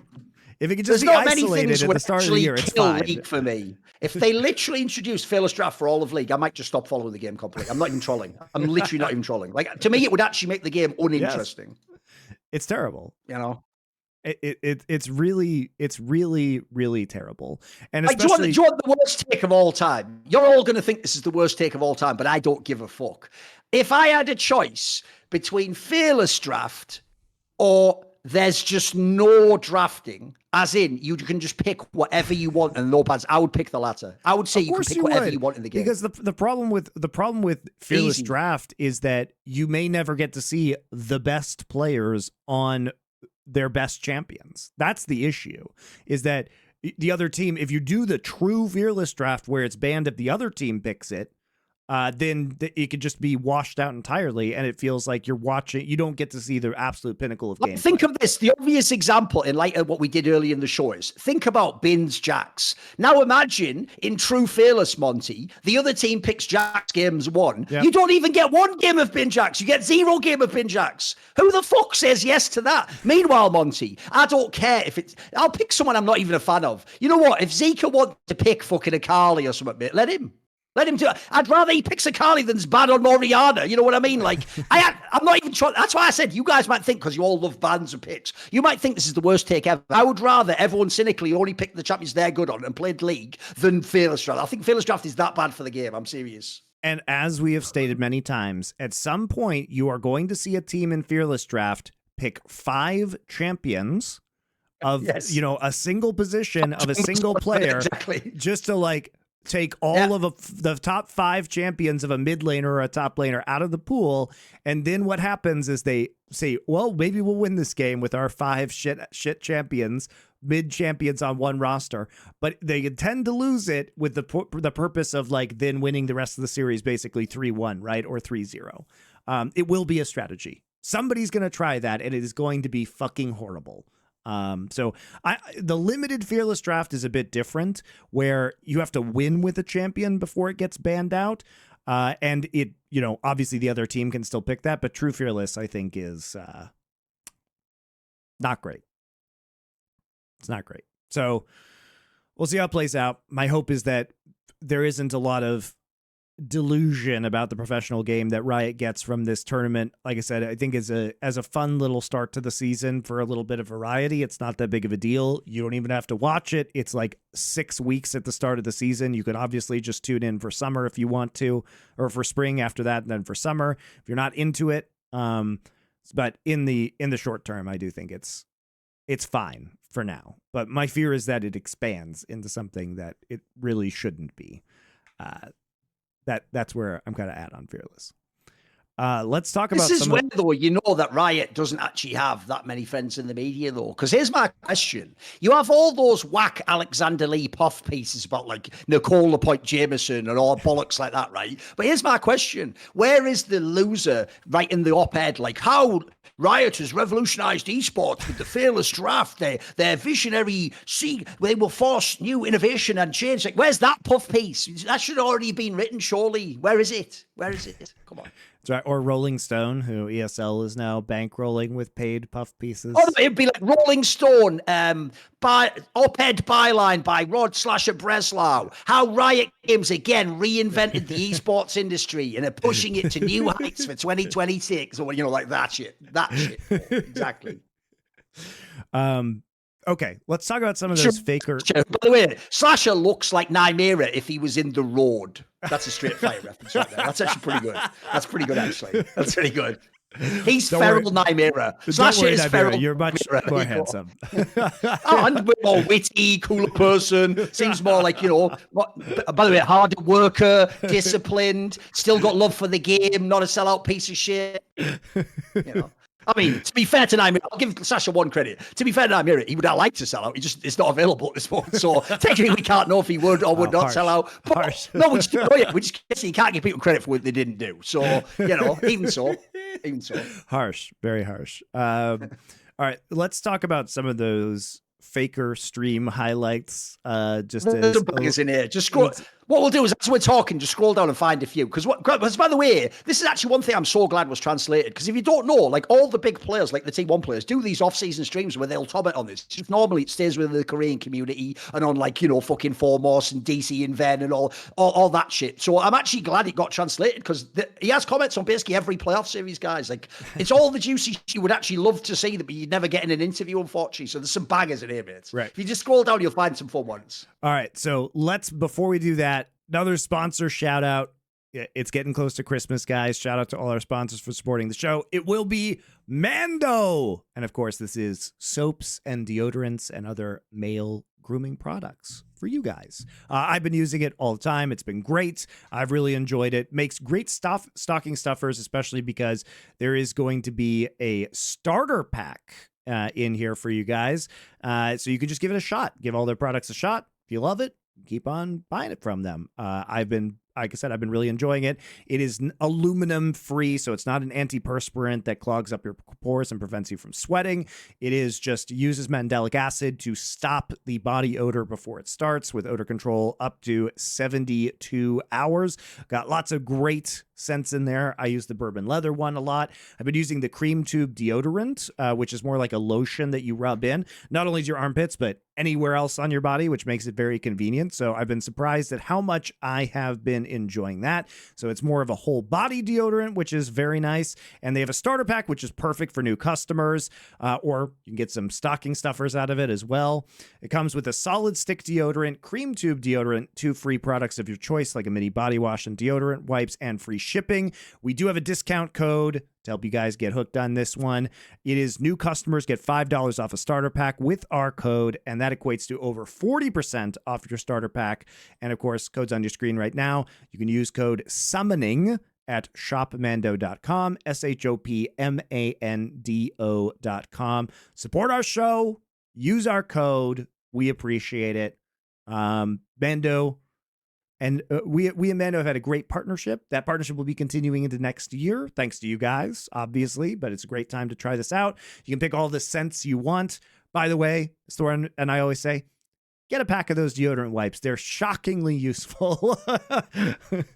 I've already run through a pack or two of those myself, and they've been great.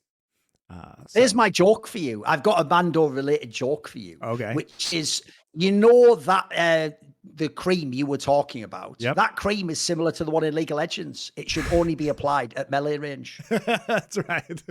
Not bad. There you go. There's a free one for you. There you go. Quality sponsor-related jokes. So thanks to Mando. There you go. Appreciate you guys. You should use it too. Give it a shot. Starter pack's great. All right, let's talk By about the some way, of these faker quotes. Here's the first place to start. I want you to scroll down. If you see, there's a bunch of stuff that Zay's. The first part's not that interesting. I want you to scroll first to the part where it says, on the fan getting on stage. Because Monty, everyone else thought this was funny and hilarious. This is exactly what I was talking about in that past episode. That is terrifying. So the person, this is what the quote says. It says, oh, the audience who came up on stage. I didn't know who it was, but he suddenly came up to us going, Faker, my goat. Then the security came and dragged him away, right? At the moment, you're all thinking this is all fun and games. The next sentence, if you actually think about the implication, is terrifying. The next sentence is, I said thank you to him and the guards, but suddenly he tried to kiss me, so I dodged.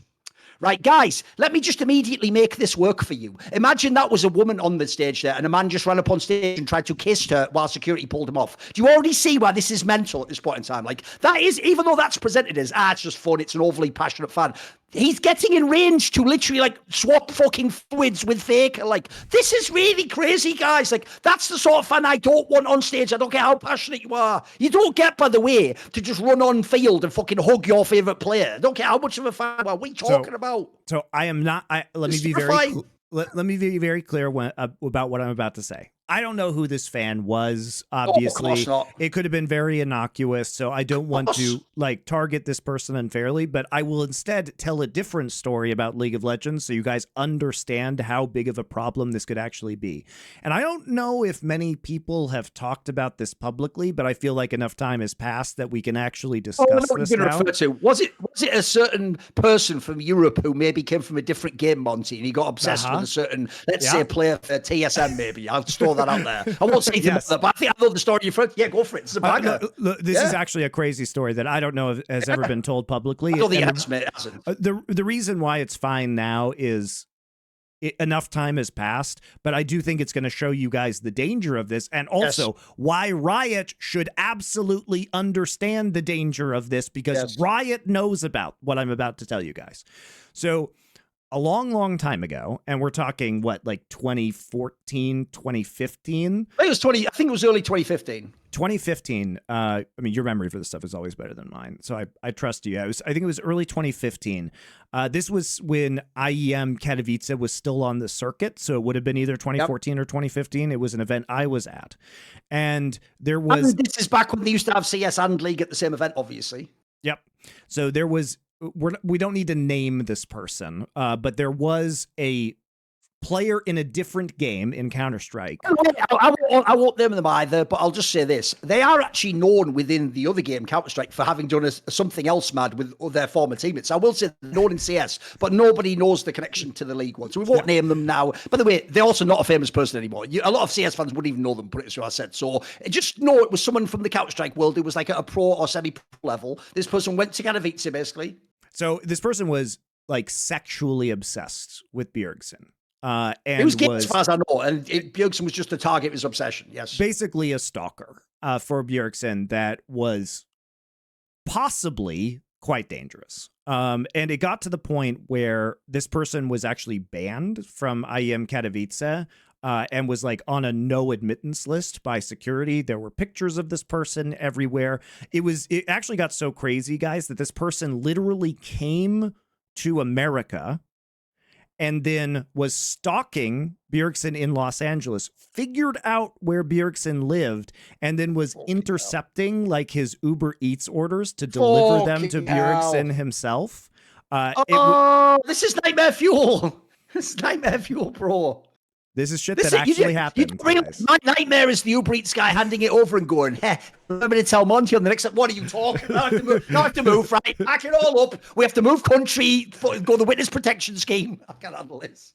So anyway, that is why we are concerned. Anyway, this person, so to TSM's credit, like I don't want to shit on TSM. They were aware of this problem. The police were contacted. This person was basically ejected from America forever as a result of these actions. That even sounds like a meme. I got kicked out of America forever because I'm too obsessed with TSM views. Like, that's like some shit I would make up in a comic book, you know? Like, how is that real? How's that actually happened? What are you in here for? Child murder? What did you do? I kept trying to contact Bjergsen and deliver Uber Eats to him. Stay away from me, bro. I just want to serve my time peacefully. I don't want any problems. I mean, we can laugh at it now because nothing bad happened, but this was like some really serious stalking shit. that was going on. And like I said, to TSM's credit, they did handle it and they did get the authorities involved. The authorities did respond. They did react. They did get this person out of the States and away from Bjergsen. But also, these things were not protecting Bjergsen necessarily in other locations in the world. And it's, sometimes people just are crazy and you just never, I'm not saying this person was crazy who was on stage, but there have been like legit super crazy people, as in this example in the scene, that might become very dangerous at any given point in time. And I think that's really the concern, which is why Thorin and I have such a strong reaction when we see things like this on stage, because you just never know what will happen in that situation. Anyway, that one, that one sadly is not as fun as people thought it was. Everyone else was loving it. Like, lol, the guy had to kiss him, Faker's so great, isn't he? The way he was fine with it, etc. So, but it's more the game stuff I thought was interesting. Like, I think some of those are quite bangers. Like I told you, if you wanted to script out what I said, the Game 5 one, first of all, I just love the way Faker, one thing that's good about Faker, Monty, is, look, we've speculated in the past. I would say as someone who, the famous term is neurodivergent. I can't know, but I would speculate it's possible Faker could be neurodivergent. He has similar sort of tells that remind me of myself and other people like that. Like the way he, for example, he actually seems, even though he's Korean, by the way, it's funny. I think the interesting thing is, to me, Faker's not super Korean in the sense of being polite, Monty. He actually can be very blunt. It's more like he's just not a drama hound, so he doesn't say like controversial things. Yeah. To me, he actually is a very blunt figure. He's actually more, he's a lot less tactful than other Koreans would be. Like he will just say, remember, in this scenario, right, this is where people don't realize, you have to know people are all different how they approach things. Normally, people would tell me, Faker's the GOAT, he's the most magnanimous, beautiful, but no, bro, he just won Worlds and he then put on a stream and criticized the team that lost to him. Like, he's actually just a really blunt guy who just has his own perspective. So in this Game 5, he has loads of criticisms of BLG. He says Knight didn't need Flash. He fucking basically he also got mad that when he did a Flash fail himself, apparently all the other team, BLG, pinged him to fuck with him. I didn't even know they were doing that in these games. I love that. That's actually straight fire. I love that. It's fucking mad, isn't it? Yeah, I mean, to your point about Faker, having conversations with him many times, it would shock me if he was not. It would shock me if he was not.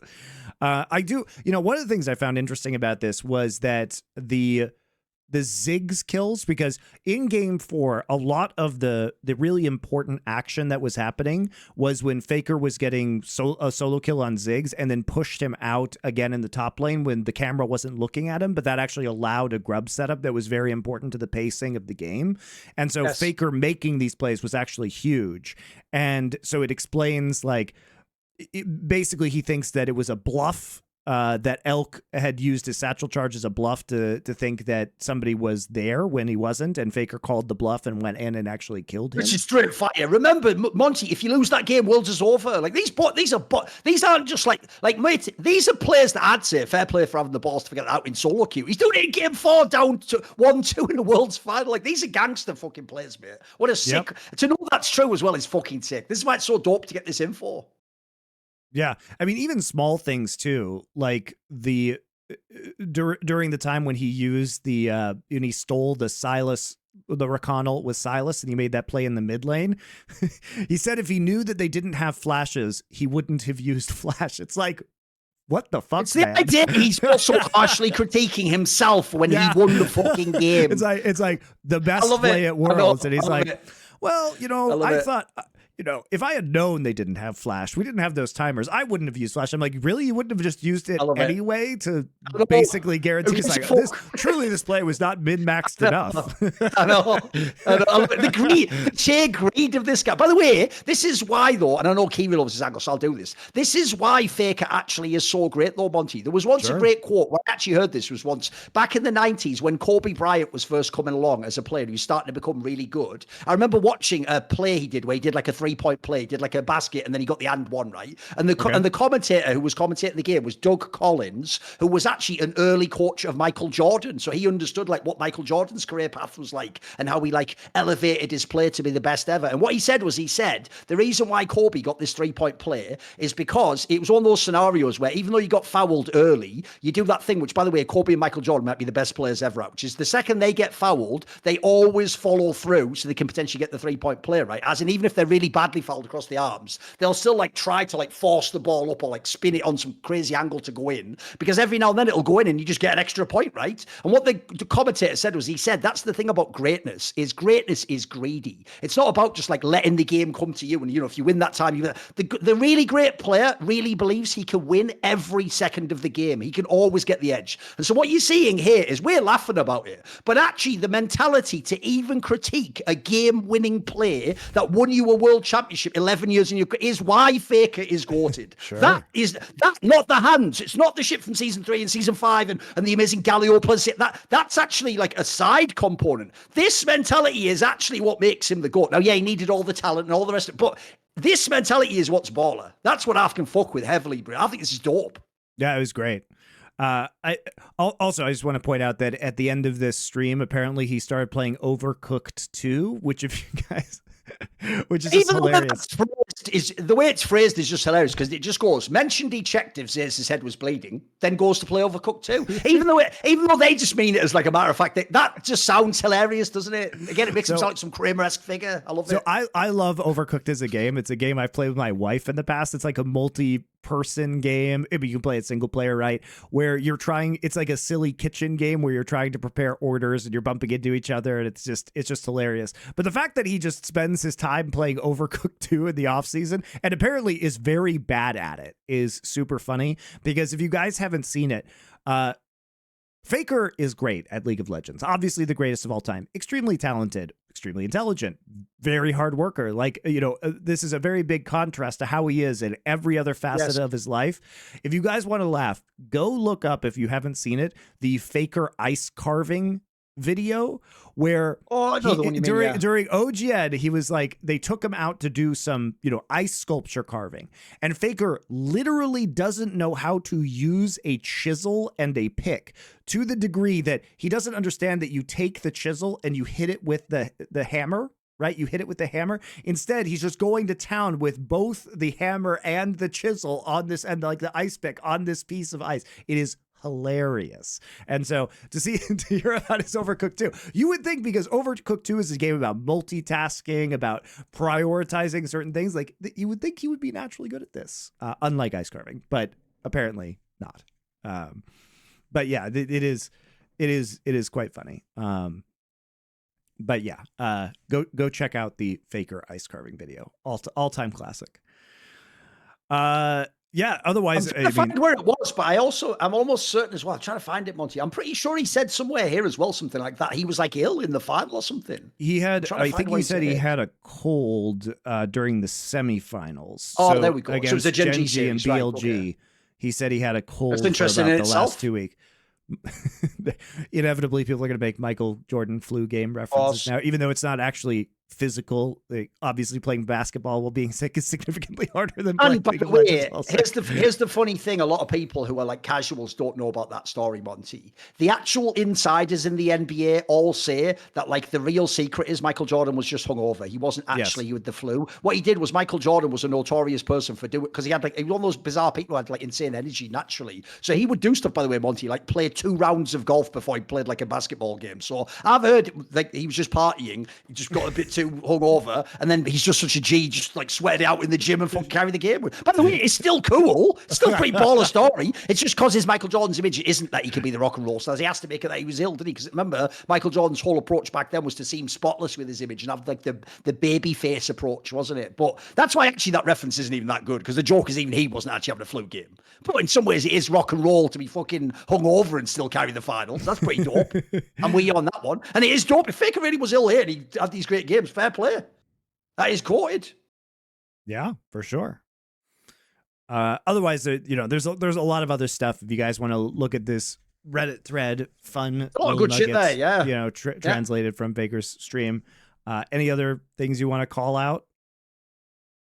No, I will just say this, Monty. Much like Faker did the pivot from being like a hands sick mid laner to being like a shot calling captain who uses other aspects to win the game and looks for his angles. Life is about knowing when to pivot and how to change your Vantage Point Monty. So if you can now bring up the logo, I will tell you a little story, piece of advice from my life. So I started in esports as a writer. It was mainly written interviews. It wasn't even articles as much. But I had to actually make a lot of what I did during the day, just news posting, rewriting other people's news, because that's where the money was to make the daily income to allow me to do the other things in my career. In other words, be a pro in the esports industry. Then written interviews could only get you so far. News posts could only get you so far. Video came along. Now I couldn't just do written interview where I could sit back. I have all the time in the world. I can wait while the other person's typing. I can change it up. I can come back the next day. Now I have to be able to, in the moment, do my interview craft and do it on camera and do it in the set way. So I had to pivot again. Then being a journalist wasn't enough. That was a limited aspect. There was a glass ceiling to it. That only got me so far. So then I took talent gigs and I became an on-camera personality. Now I'm even doing streaming and I'm back to writing in my own way. Substack. Actually, after all the years, after like 15, 20 years, now I've even pivoted back to writing. I can go back into the written word. So the point is, and this is actually a piece of advice in life, life is actually about the pivot. It's about how you handle the circumstances that aren't ideal and make them more optimal. Life is about when the bridge is down, you swim the river, or you learn how to swim, or you learn how to hang glide, or if you're a kung fu guy, you just run across the water. There you go, straight fire reference. Remo, if anyone knows that movie from the 80s or whatever it was. And so basically, here's the secret, Monty. Life is about being in the right place at the right time. So if, for example, you were to use the internet to enjoy media and games and stuff, well, one problem you'd have is maybe the movie or TV series you want to play, it's the right time. It is available online, but you're in the wrong place. You're not in the right internet location to view that particular content. But if you were to use ExpressVPN, you could change your location. You could be in the right place at the right time. And isn't that what life is all about, Monty? So bring it up. Obviously, we are sponsored by ExpressVPN. If you didn't know, obviously they encrypt all your network traffic, so it keep your data safe when you're on public Wi-Fi. Monty obviously travels. That's really useful. You can use it on your phone. They keep the IP hidden, so all the other people out there, the third-party people, don't know. They can't track your data and sell it on to people and all that jazz and what you're doing and what websites you're going to. Monty uses it literally to record this show and to have the VOD on Twitch there. If you're in other certain large Asian countries, you're going to need it just to access the outside internet. Again, as I said, by the way, not just for stuff like Netflix and streaming services. I'd also point out, I always say this, for me personally, I literally can't watch a whole bunch of football clips of my English football team, Liverpool, because that's all actually region locked and it just says this video is not available in your region. Then I turn on the VPN and I can access that content. So ExpressVPN is obviously the people. By the way, you can take advantage of their Black Friday / Cyber Monday offer to get the absolute best VPN deal you'll find all year. Use our special link, expressvpn.com/summoning, all one word, SUMMONING, to get 4 extra months with the 12-month plan or 6 extra months if you get the 24-month plan, totally free. That's expressvpn.com/summoning to get an extra 4 or even 6 months of ExpressVPN for free. You just get it for free and pivot and be at the right place at the right time. It's great. Love it. Use it all the time. Obviously, guys, thanks to ExpressVPN, been a great sponsor for us as well. So here's your time. Get the best deal of the year right now. You've been waiting on it? Don't do that. Your ISP will sell all your data.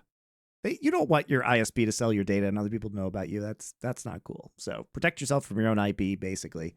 Upload and download speeds are amazing. I'm literally outputting 2 HD streams to Twitch and YouTube simultaneously right now. It doesn't really affect my download speed here in Korea. I'm on fiber, so you guys. Here's the analogy. In this analogy, your Bjergsen and ExpressVPN is actually Riot properly taking care of you. So those nutters out there who want to know everything about you and track you and stalk you and sell your shit on and be weird about it, they won't know and they won't be able to get to you. There you go. Great ExpressVPN. And everyone who uses ExpressVPN and supports our show and the products. I do want to shout out your Substack too, because if you guys haven't signed up for Thorin's Substack, it is worth checking out. You released your article, today, about he did a theoretical piece about what if LCK had been like Premier League, and so we didn't have playoffs and it was just at the end of the regular season, that would be the team that won and how it would change history. So it was a kind of an analysis of here are the standings, here was the finals, who won in the finals, and how would, especially, I mean, the biggest one probably that would have changed is Rocks Tigers would have been, particularly more dominant because they would have these excellent. And Griffin, they would have won a couple of splits, regular season results, but then losing to T1 in the finals. Because T1 kept clutching out the playoffs. By the way, there's a part 2 coming with the last 5 years. But the point I thought was that essentially the genesis point, as I say in the article, Monty, is it's so alien to me because in football, people actually revere the league. Like the league's the one that takes the consistency. But the joke is in Korean league, we essentially have that, but we just don't acknowledge it. We pretend it didn't happen. So I also say in the article, I always thought to me it would have made more sense to have 2 trophies. Have one for regular season, then this Griffin would have been successfully a champion of that. But then you have a different one. And by the way, then Faker would be known as the playoff clutch. The reason I say this, I tried to make this point in the article, is what I want in esports, Monty, is things which are incentivizers or framers, which make it very obvious to a casual fan what happened and makes it obvious to the player what he wants to do. So the brilliant thing about a regular season trophy, Monty, is now you never want to be number 2 and go, but it doesn't matter because of the playoff draw. You want to be number 1 and win the trophy. And if you do it, here's the best thing. Someone like Griffin, Rocks Tigers, that would perfectly frame their careers, Monty, because they were insanely good teams, but who couldn't get it over in the clutch moment. You don't get that narrative if you only look at the playoffs. You won't understand it fully because it'll just look like they were second best. And notice it also spoils the T1 storyline because the T1 storyline is they were just the best every single LCK season, but they weren't. They actually, what's amazing is they could be second best, but then get it together and beat their rival in the playoff final. That's the incredible part because it shows, think about it logically. If I'm actually second best and I keep winning, that's even more impressive than if I'm the favorite and I win. So essentially, I'll do a second part quite soon, but I just thought as an interesting thought experiment, what if it was just a league? How would it have changed things? And spoiler, it would have actually been very big to the Korean league. And by the way, I might even do this format for LPL in the future. I thought it was an interesting thought experiment. No one's thought of doing it before. Yeah, and I thought it was fun too. By the way, if you remember last week's episode, I also did a whole column where I whined about Faker winning Player of the Year again. So you can check that out if you want to. So that one's free. The other one you have to pay for. That one's free. The Faker wine one is free. You can just go check that for the next week or so. It's still up. That's right. I think it's fair that the Faker whining one is free because the Faker fans make us listen to their whining for free as well. So that one's always free for you guys. By the way, don't worry, Monty. There was a part of me thought, look, no Faker fan's going to pay to get behind the paywall to get mad at this. I've got to let them have it for free. So exactly, just the quality content I'll put behind the paywall. Anyway, so if you guys haven't signed up for Thorin Substack, it's like really cool pieces on esports history, and especially, I mean, for me, obviously, it was a fun nostalgia trip, which it might be for you as well. But if you are newer to League of Legends, it also provides a lot of context to things that you might not be aware of, like Rocks Tigers in general. Monty, obvious. By the way, also, didn't you think when you read that article, I was right about what that would have done to 2016. Imagine a world, Monty, where Rox has won both splits and Smeb was MVP of both splits. His career now is completely different. We would be thinking about this guy's like the GOAT contender, bro. He would have replaced Faker. Anyway, I thought as a random callback to some insane deep lore from some of the insight from 10 years ago, I don't normally comment on Twitch chat, but ODEE, former owner of Dignitas and founder, did comment hello. And I need to tell everyone a story, which is 10 years ago when we began this show, after we had our problem with Reginald and TSM. One time ODEE just came along where we used to do some of the insight at like midnight European time or whatever. And we were, at the time, the show was huge. We used to get like thousands of concurrent viewers. And we even used to be, believe it or not, this is how different a world it was. We used to be front paged by Twitch while we were live doing this show. And ODEE famously came in the chat. And unfortunately, let's just say he'd had one too many lager shandies that night, right? And he just started going off in this chat, like telling Monty, something like, "You're not my God, who do you think you are?" So much. Like, it was funny as fuck. I can't lie, if you were in a pub, it'd be great banter. But the problem is, I think he called Monty timestamp a right, which, by the way, spoiler, I can't complain about that, can I? Do every other fucking word. So I think he called Monty the dreaded C word for Americans. And believe it or not, Riot actually fucked up ODEE, and he had to pay a fine. I think he had to pay like £2,000 or something. And he had to, like, I don't think he had to, but he apologized to Monty and like did also, like, I don't know, fucking reflections or something. No, it's fine. I mean, it's funny, but I think Loco was actually the guest on that show as well. He put in the chat, I can remember exactly what I typed. I can type it again because he's a member of the team now. I love it. I know. 10 years later. Anyway, shout out to one of the esports goats, ODEE. But I think Loco Doco was on that show as well, which made it even funnier in some ways. Perfect. I'm pretty sure he was the guest on that episode. Correct. Okay. But yeah, so you thought Riot like censoring, because the latest thing, Thorin, that Riot's doing now is that they've changed their terms of use next year so that if you say things on your stream, remember, you're not typing them to your teammates in your game. Oh. If you just behave, quote, badly, unquote, according to Riot, they will now like ban your accounts potentially off of all Riot games. Riot was actually policing Twitch chat on Summoning Insight. Holy shit, I know.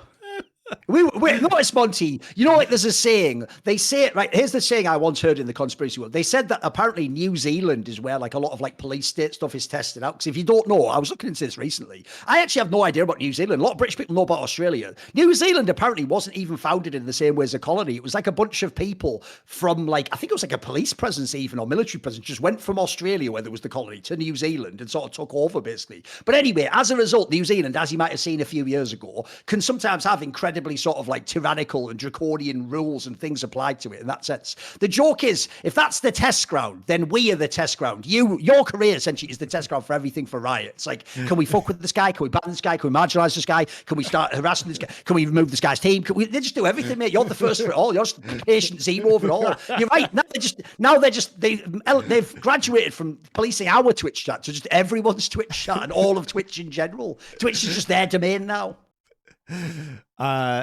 So yeah, I mean, look, I do think it's pretty crazy that you as a streamer can't have your own personality on stream. Like, I don't really see a problem. Quick talk before I forget it. Basically, in this scenario, Riot is gonna, let me think how to phrase this.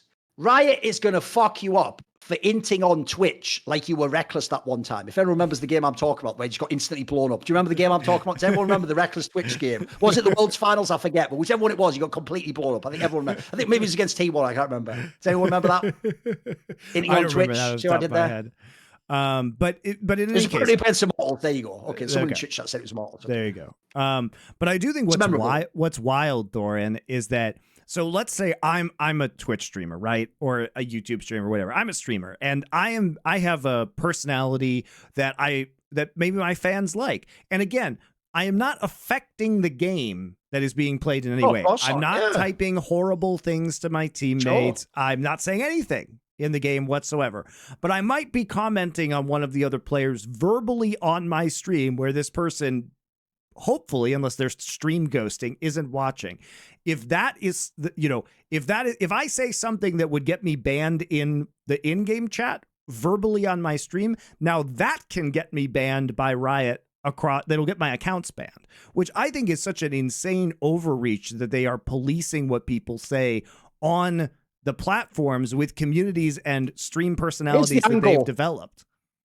The angle is this, Monty, because I already know how Riot's couched this. What they've done is the clever angle you use is what you'll tell people privately, Monty, is, oh no, this is just for really extreme things, like, people who make like horrendous political statements or something. But here's where I've got them checkmated, Monty. You don't need anything for that. That's already in Twitch ToS. Twitch ToS would remove that person. So what you actually mean, Monty, is this isn't legit. This isn't really like people who do, I don't know, Nazi ideology on Twitch and then they are streaming your game and you want them to not be associated. This really is what you're talking about, Monty. The only time it logically could be applied that wouldn't already be covered by ToS or literal like hate speech laws would be stuff like industry commentary or things about Riot that Riot doesn't want. Like, as far as I can tell, the law is, this rule is cynically, or this approach is cynically designed just to punish dissenters against Riot. I don't even think, because as I say, obviously it wouldn't be totally unreasonable to be like someone's making some really crazy statement about some other shit and we want to like remove them. But like I said, Twitch will already remove that person. Yes. Like that part, it doesn't even make sense. Twitch already's actually got a pretty fucking hair trigger on certain things. Yeah, exactly. So I don't, and also, other streaming platforms do too. Right. This looks to me, this could be, in America, they like to make those pithy titles, the don't say gay law or whatever. This just looks like the, you better watch out, Dom rule. That's what you should be called. But we just know. Be a shame if that giant business you had was to go away, rule. That's what this sounds like. It sounds like intimidation. It is. And I think we just know from the way that Riot implements these things historically is, I mean, they invented rules and then retroactively applied them to me to justify a ban. They created new rules and said I broke them. Which, I mean, I didn't even, the joke is I didn't even break the new rules. They were lying about that too, but they also tried to invent new rules to harass me, basically. And we've seen this with Dom's ban, obviously, as well, where it's like, what will happen is they will decide they don't like someone, and then they will just go mining for that content in order to ban them, is what will actually happen here. That in itself is a giveaway of corruption, by the way. The premise of police or some sort of a governing body like that, Monty, is when they see something happen that's horrible, that's what makes them target you, that you did the thing wrong. As you're saying, they're doing the opposite. They're going, I've already decided I don't like it. It's actually, Monty, there's a famous quote like this. I think it was actually of a notorious guy who ran like the Gulag system in the Soviet Union. He said the famous quote you will have heard of. He said, show me the man and I will show you the crime. The point is, if you make up enough draconian rules like this and then you nitpick everything someone ever said on Twitch, you're going to find something eventually, aren't you? And even if you don't, Monty, as you just said, you're going to keep tweaking those rules until suddenly you have found something. So this just looks like it's the opposite. It's like a way to just like fucking harass people almost at this point in time. Because obviously if it's something egregious, yeah, but I agree with you. I think it's the opposite. I think they'll make a list and they'll just tell someone, find something on him, like political people do when you want the reprisal. Just go and find me some dirt on this guy and dig it up. It also, is dangerous because there isn't any kind of even enforcement for these things, especially let's take, for example, several years ago, there was a big movement towards social justice trends. Now, all of the companies are reversing those policies. Look, you can think whatever you want about these policies, guys. That's just true. Companies are dismantling these policies actively at this point in time. And so if you were, let's say, under the previous policies that you were targeted, but now somebody does the same thing now and those policies have changed, then basically you are just at the whim of whoever is in charge because there aren't actually strict policies about this. And Riot's TOS is, of course, very vaguely worded, so they could interpret it in any way that they want to at any point in time. So I think this is clearly shit.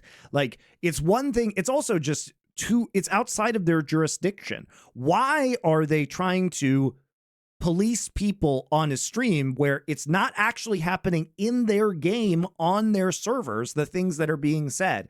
If I am playing their game, but I am not saying these things in the game, I am instead saying them on my stream, that should be Twitch or YouTube or Kick or whoever the platform's job is to have that TOS and not Riot. Like, Riot should not be in a position where they can police people and ban people outside the game. It is obviously an insane overreach. So. And it will be used to punish people that Riot doesn't like. And it really only takes one person at Riot to dislike you, because here's the thing. If one person decides that they're going to dig up the evidence and go after you, who at Riot's going to stop them? Right? Is anybody else going to give is another Riot employee going to give enough of a shit to get involved in this and stop it from happening?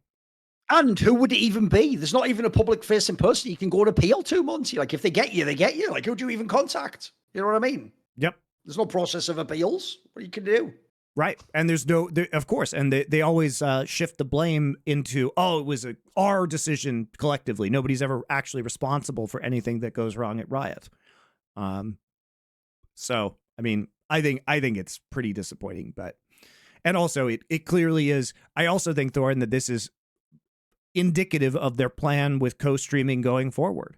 The co-streamers are all on notice now. Yes. I mean, they already were, but even more so because Riot, with the killing of the LPL English broadcast, is signaling that in the long term, they might kill all English broadcasts.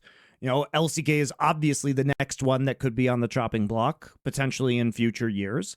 And if they want to do this in co-streaming, they need a very strong tool to prevent, to have, to basically force people to fall in line. By the way, you haven't mentioned it yet, so I'll bring it up. I'm sure it was in the back of your mind. You just forgot it. Monty, wouldn't the timing be incredibly convenient if you imposed some really insane draconian laws about what people could or couldn't say on streaming services, right as you might be about to get more and more in bed with a regime that kills people?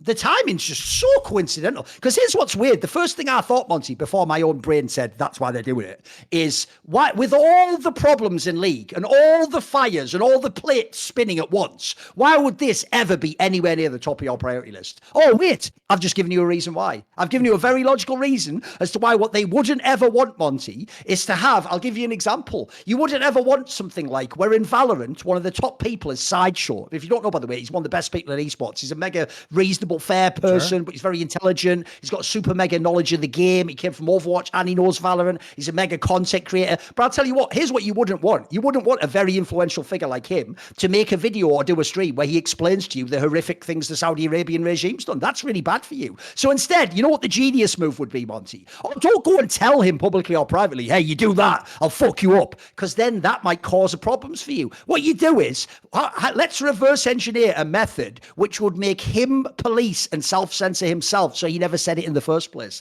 That's the game, fucking hell. That's right there, bro. Like, that's, to me, that's clearly implied. Like, another thing about this is you're just going to be talking about the game now. You're not going to have any opinion about Saudi and EWC. Why would you? Why would you risk it in this scenario? Remember, Monty, they can ban me and you. I've always said this about Riot Games. Riot Games, you only have power within the video game. I'm not inside. This isn't Tron. I'm not inside the video game, even though I've just realized if you ever want to really reboot Tron, have it where Monty gets sucked into League of Legends and he is then used by a summoner and he's part of the law and he's like, I don't know, he is Leone in the game or something like that. Do something like that. In League of Legends, I'm Silco. Come on, dude. Okay, there you go. But the problem is, me and you can do this show forever. The people who are really fucked are the core streamers, as you say. They need to have game access, bro. If they don't have game access, if they can't play the game, their careers are somewhat done. So, to me, that's another part I do worry about. Because when you think about how these companies operate, you have to think about these things. That's like getting ahead of a problem. And not least because eventually in the future, this hasn't happened yet. Sooner or later, there's going to be like a major world incident with Saudi Arabia, and everyone in esports is going to have to ask, do I comment on this or do I say nothing? And I imagine the dream world, if you're Riot, is you want this to be like the whole Israel-Palestine thing, where everyone smart just has no opinion either way. Have you noticed that? On that one topic, Monty, all the really smart industry people have neither opinion. It doesn't exist. There's no opinion at all. That's the world Riot, I think, wants for the Saudi shit, assuming they're going to keep going down that path, which it looks like they are. There is no reason to believe, guys, that Riot isn't cooking up some shit with Saudi Arabia still. And I maintain my position. I do not know what is going on. I just know that a weird number of executives are traveling to Saudi Arabia, and there are many conversations that are being had at a very high level. And I suspect that either the Saudi Arabian government is going to buy Riot from Tencent entirely, or they will spin off the esports department with like a 10-year contract as its own company. That will be owned by the Saudi Arabian government / Savvy Gaming, which owns ESL, and they kind of have a perpetual license to produce esports events. I suspect one of these things will probably happen. And as for you guys saying like, well, why would Tencent sell anything? Well, everything's for sale at the right price, guys. And if you haven't noticed, the Chinese economy ain't doing so good these days. And I think also... it was even implied LPL people themselves think it's going downhill, right? They think it's not a winning prospect anymore. And also, guys, I think Riot probably craves being privately owned again because Tencent is a public company. Riot, if you guys look at what Riot's doing, they spent $250 million to make Arcane, which is not something that is going to directly generate revenue for Riot. It is a marketing exercise, right? They weren't paid back that full amount by Netflix. We know the Netflix was paying them $3 million an episode in order to distribute this, right? So there was some payment going on, but there's no way they are recouping all of that money. Now, the reason they do it is because they did make a good show, and it was, it's a spectacular piece of animation, but the reason you do that and the reason Riot wants to do this thing is to build up long-term brand affinity. If they want to do more projects like this, which may be a great idea in the long term, it's not always the best thing to do that if you are a public company. Whereas if you have a long-term vision for esports and gaming, like say the Saudi Arabian government seems to, because they are playing a very long game around esports right now with their acquisitions of ESL and Face It, that were not going to be immediately profitable, but they clearly think in 10 years and 20 years these things could be good. Well, maybe they're a good partner. Maybe they're a better owner for Riot Games than Tencent at the current point in time. So I do think that, I'm sure, what I am sure 100% about is Saudi Arabia wants to buy them. I think they definitely want to buy Riot. Whether they will be able to buy it is a different story entirely, but you know what's sad, by the way? Similar to something I said on Twitter, once you take out the political and the real world implications, if it's just about having a buyer that has money, I actually like the Saudis in that regard. Like, by the way, I would have liked them to have, in that analogy, bought Rogue and made a super team around Larson. If you don't know, in CS, it's basically completely implied. Next year, they are going to make an insane super team in CS of like Nico and Monacy and Megas.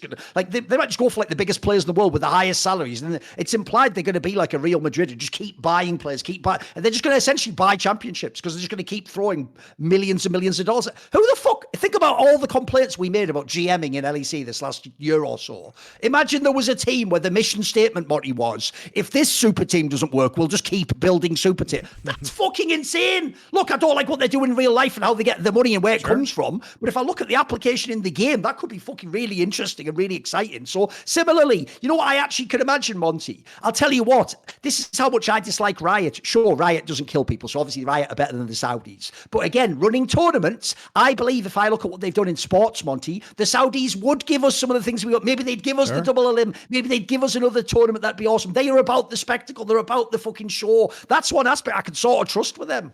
And look, if Riot and the Saudis are committed to burning unsustainable amounts of money to give me cool shit, so be it. You know, it like, I honestly believe, like you say, it will be a better experience if the Saudi government takes over. Do I like that it is a obvious front and PR sports washing exercise for human rights abuses? No.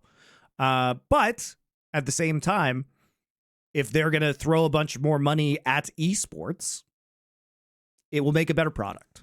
And, people ask, well, if you guys are so against the Saudi Arabian government, why do you cover EWC? It's still a tournament that's happening, guys. It's still relevant to discuss these games and this event. And also, conveniently, we can talk about all the bad stuff while that happens. And as much as people will say, well, why don't you guys talk about China? What does that, can someone explain to me, what does that even mean, though? Like, I'll give you an example. So should a news reporter not write about murderers because he doesn't agree with murder? What are you talking about? Here's what's so whack about their whataboutism, Monty. What they're angry about is we get to be right. There's people, and I can tell you there's a lot of left-wing and LGBT people really angry about this. They hate the idea Richard Lewis or Thorin could ever be right and they could be wrong. Which is insane because they're just humans. Of course, there's topics where they're going to be on the wrong side or they're in bed with the wrong partners. In this case, the Saudis is the joke there. But like, obviously that can happen. I think people just don't ever want us to. So what they try and do, Monty, is they conflate the idea. We even talk about the game with like people who directly take money from the state that kills people. Like if you think those two are similar, you're just a moron. They're so far apart, it's crazy. So I don't even see what the issue is us covering it. Like we've covered League the whole time. Well, also, I mean, and you can say, of course, that no company is ever truly publicly owned. Obviously, Tencent is being tithed by the Chinese government. There's CCP members on the board of the company, and like obviously it is corrupted by the Chinese government. But at the end of the day, the big difference between these two things, guys, is that the Chinese government is not using esports as a method of covering up human rights abuses, whereas that is explicitly what it is for with the Saudi Arabian regime. And we might have the same problems if the United States government was using esports for these reasons, right? Muncie, do you know the craziest thing of all is the most effective tactic, because even though me and you make fun of it, it does work with some people. The most effective sophistry in the Saudi topic is the Team Liquid approach. It's where you go, hey, but they're trying to change the culture. And this is the most sinister thing, Monty. That's the fucking sports washing. It's not actually having the tournament isn't the sports washing. It's where you get the guy to go. And is it that bad, really, bro? That's everything I was paying for right there. Believe it or not, I've said this a million times. I don't care about the cynical org that just takes the money, says nothing, just plays the tournament. That guy's better to me than the one who goes, but I'm Team Liquid and I really care. And these are really important topics, but also the Saudis are trying. And how do you think they're going to change if we don't give them a chat? Like, they're the people I hate. That's the most annoying guy to me, you know. They use this as an excuse not to change because it alleviates pressure, because then you have people that you like and respect saying, oh, it is changing slowly. It's not ever going to really change, guys. And you know what? Here's it. If the Saudi Arabian government changes and stops doing this shit, there will be no problems. There'll be no problems, guys. So here's the thing. Why would the Saudi Arabian government hate people talking about this if their intention is to actually change? Ask yourself that question, because surely they should be like, well, that criticism is going to be solved in 3 years. So whatever, it's fine. No, they get very angry about this stuff and they don't want it said. They intentionally quash these behaviors, and they show people a different side. During the esports World Cup, there were like 100 people publicly executed. Some of them were political prisoners, right? But did they take the people of the esports World Cup to the public executions? No, they showed them the part of Riyadh that they wanted them to see. Right? And that's where you get all the stories of, wow, this country, everybody's so nice here, and the hotels are so nice, and the food is so good, because you're not there. You're intentionally not seeing the other shit, guys. So that's what it all is. And you know what? They have real ambition to change. I will certainly change my tune. Doesn't erase all the other shit that they did, but I will be the first one to acknowledge those changes, right? Because frankly, I would be grateful if they changed, because I don't want if all of a sudden Saudi Arabia becomes a modern country that abandons Sharia law and has a real penal code and doesn't imprison and execute political prisoners. Sign me up, mate, because if they want to still dump money into esports and help foster this industry, that sounds great. But it has to be under the right circumstances. The worst part about that also is I feel like half of what lets them get away with this bullshit of saying it's gradual change, Monty, is too many people in the West only understand the notion of like a representative democratic parliamentary system. And so they think it's like our system, and you have to, bloody Congress won't get it. The MBS guy and all them could just change this all tomorrow. Yep. It's not the case that tell you what, I bloody wish I could change. You could do anything you want. You are literally killing people right now. Like, if they really wanted to, it changes tomorrow. It's just, as you say, Monty, the worst part about this is there's a very obvious ideological set of, let's say, guidelines that mean they won't be changing this stuff, Monty. They're not, again, only Riot Games and esports people could believe that they are so influential they could change the face of modern Islam. Have you people lost the plot? You think I'll make it for saying I am esports? You think you can change Islam, a video game company? I think you're a little bit above your station, pal. Maybe you should fucking stay in your lane. What are you talking about? The Riot Games artists will change geopolitics. Don't worry about it, Thorin. They have the power. That's why, when you think about it, that's why they got into video games development, was to change the political landscape of the world. Makes total sense. Some might say that getting into politics might help that, or diplomacy or international relations. No, the real key was to be an animator at Riot Games. That's basically my message to the world. My message of peace is I want MBS to just take a page out of Sakan's book. When you're playing Ambessa, don't ever press R. Don't ever press R. It's not a bad one. That's a good line. All right. You ready to do some viewer questions? Yes. All right. Let's basically me, Carl Harris, do not alt. Do not alt. Do not alt. Do not alt. This is me. There you go. All right, guys. We're going to take a quick break, and when we come back, we'll do some viewer questions for you. See you in a couple.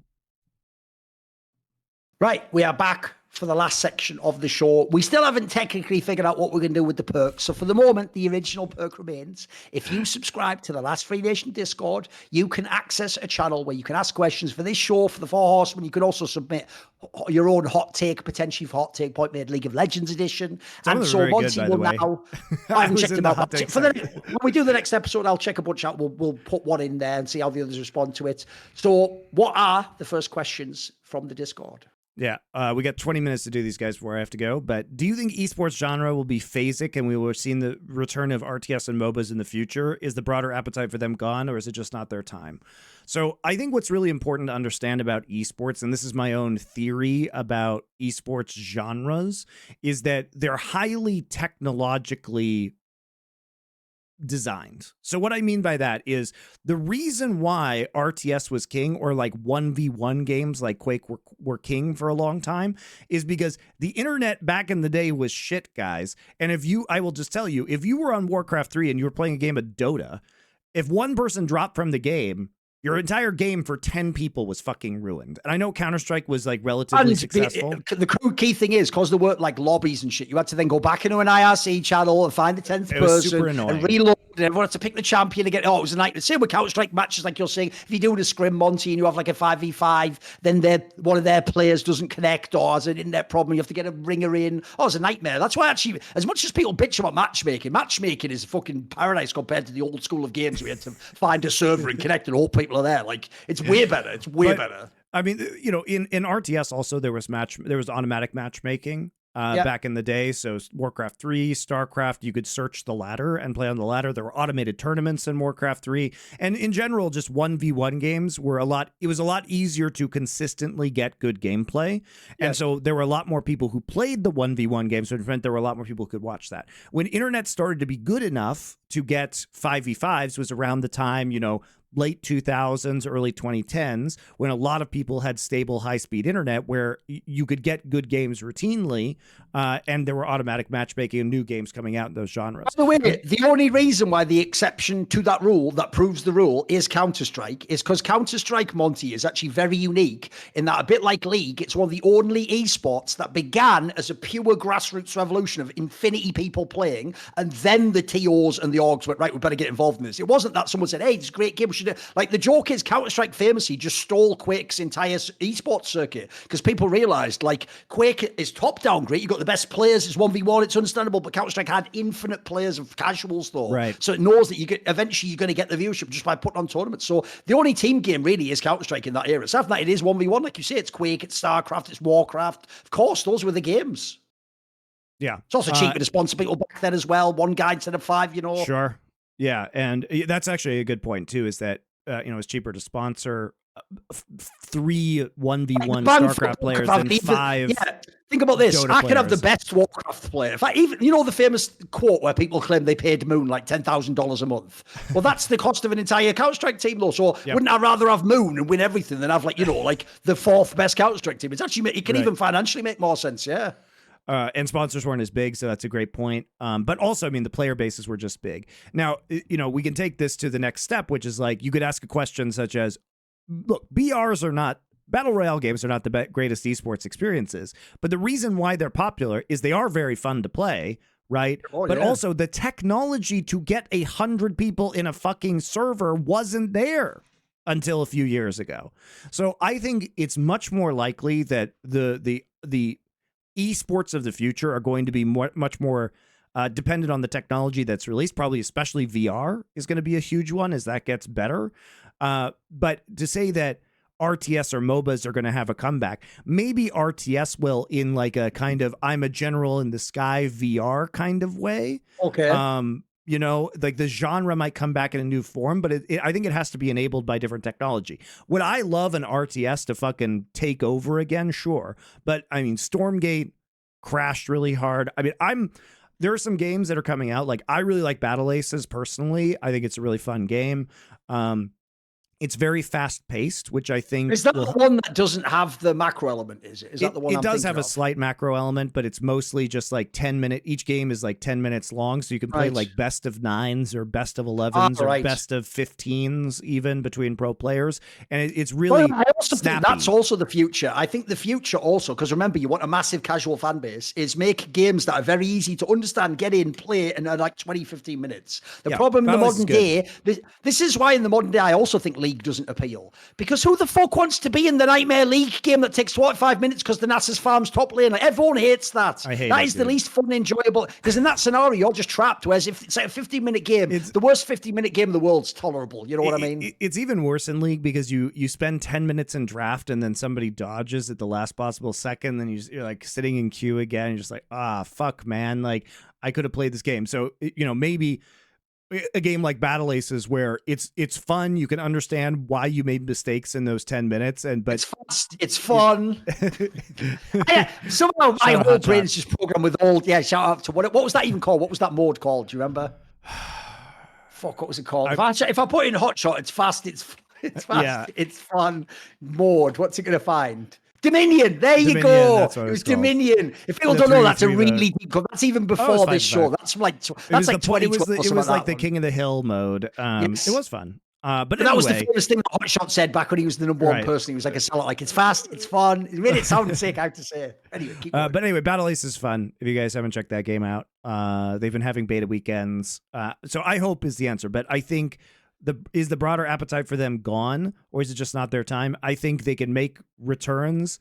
Will they ever be as big as a lot of games? But honestly, guys, if you want the real reason why we saw esports go on a huge upswing was because Counter-Strike and League of Legends and Dota 2 were all games that were highly viewable.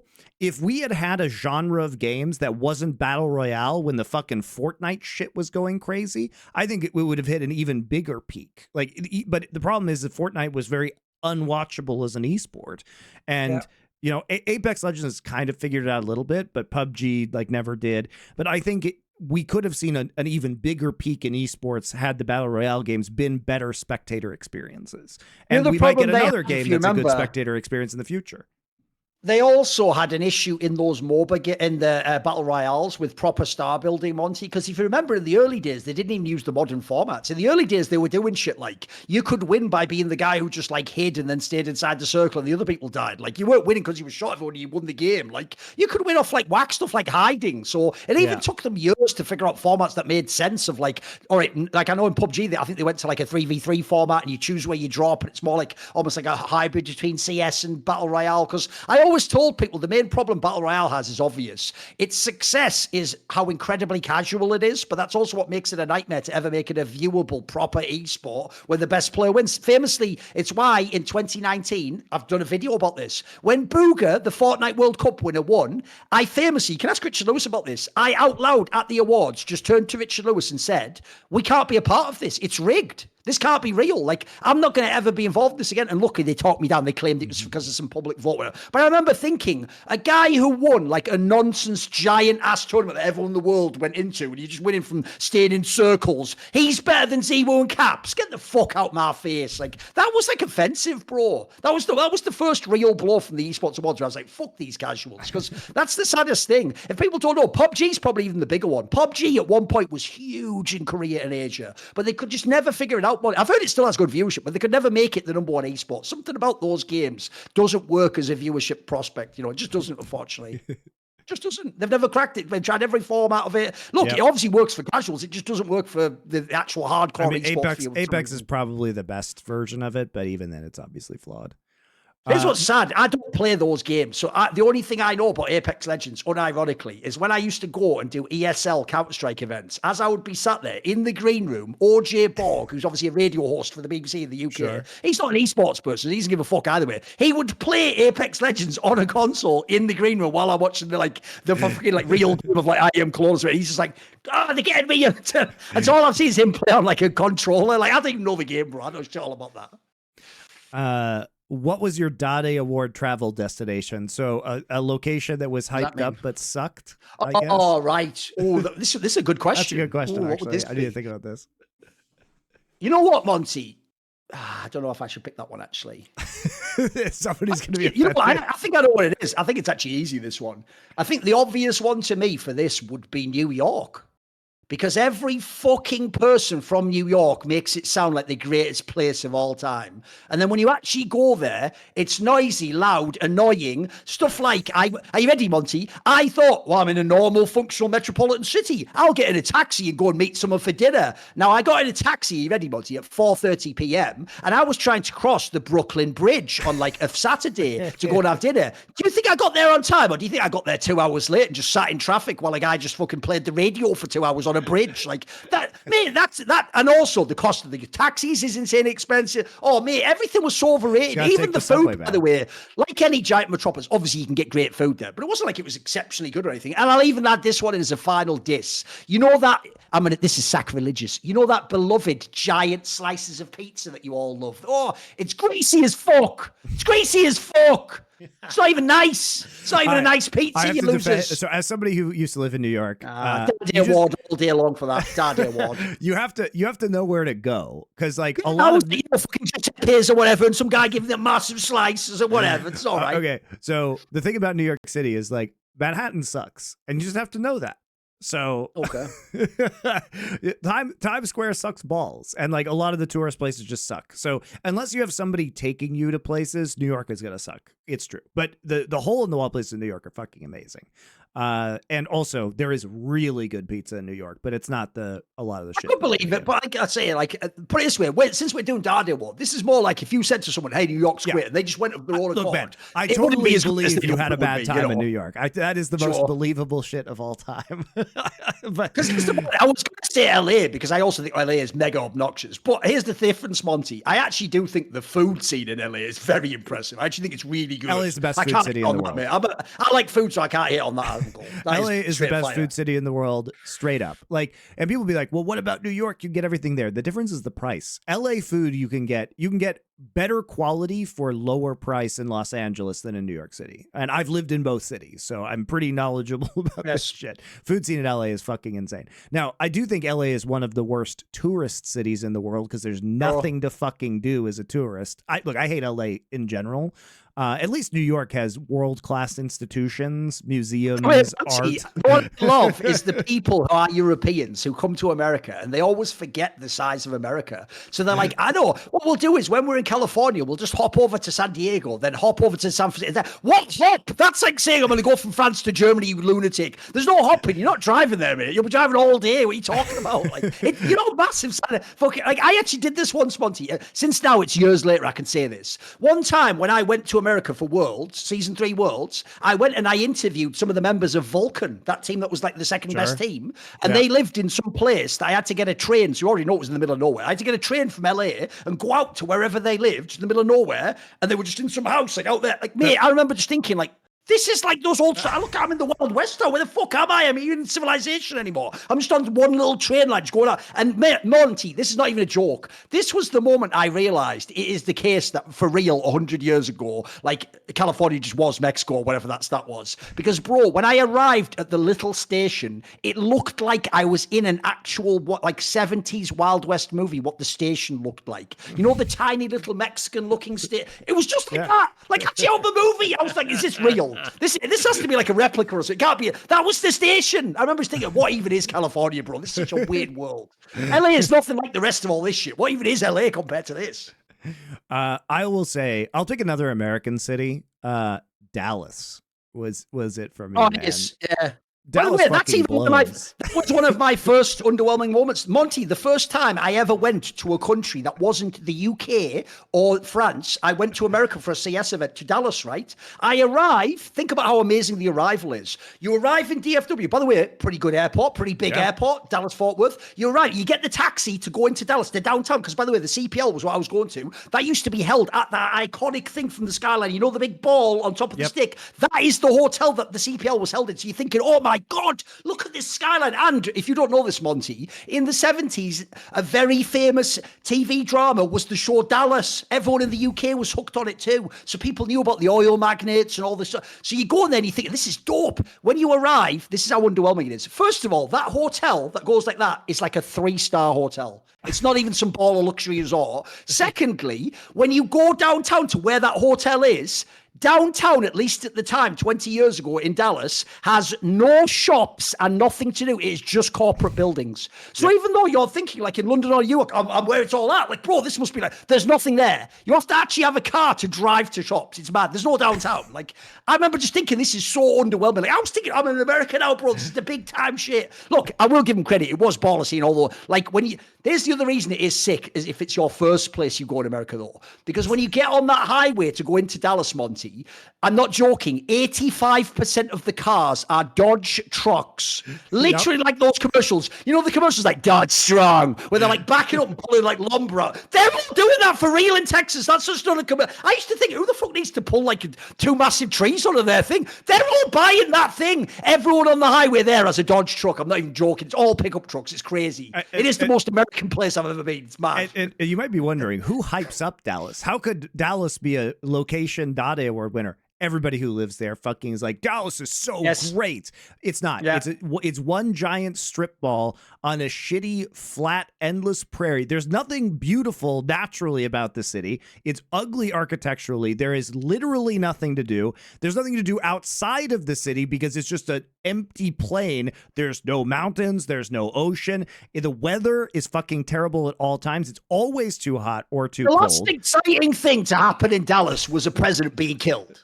That's probably true, actually. And it's one of the biggest cities in Deion Sanders playing for the Cowboys. One of the two. It's one of those two.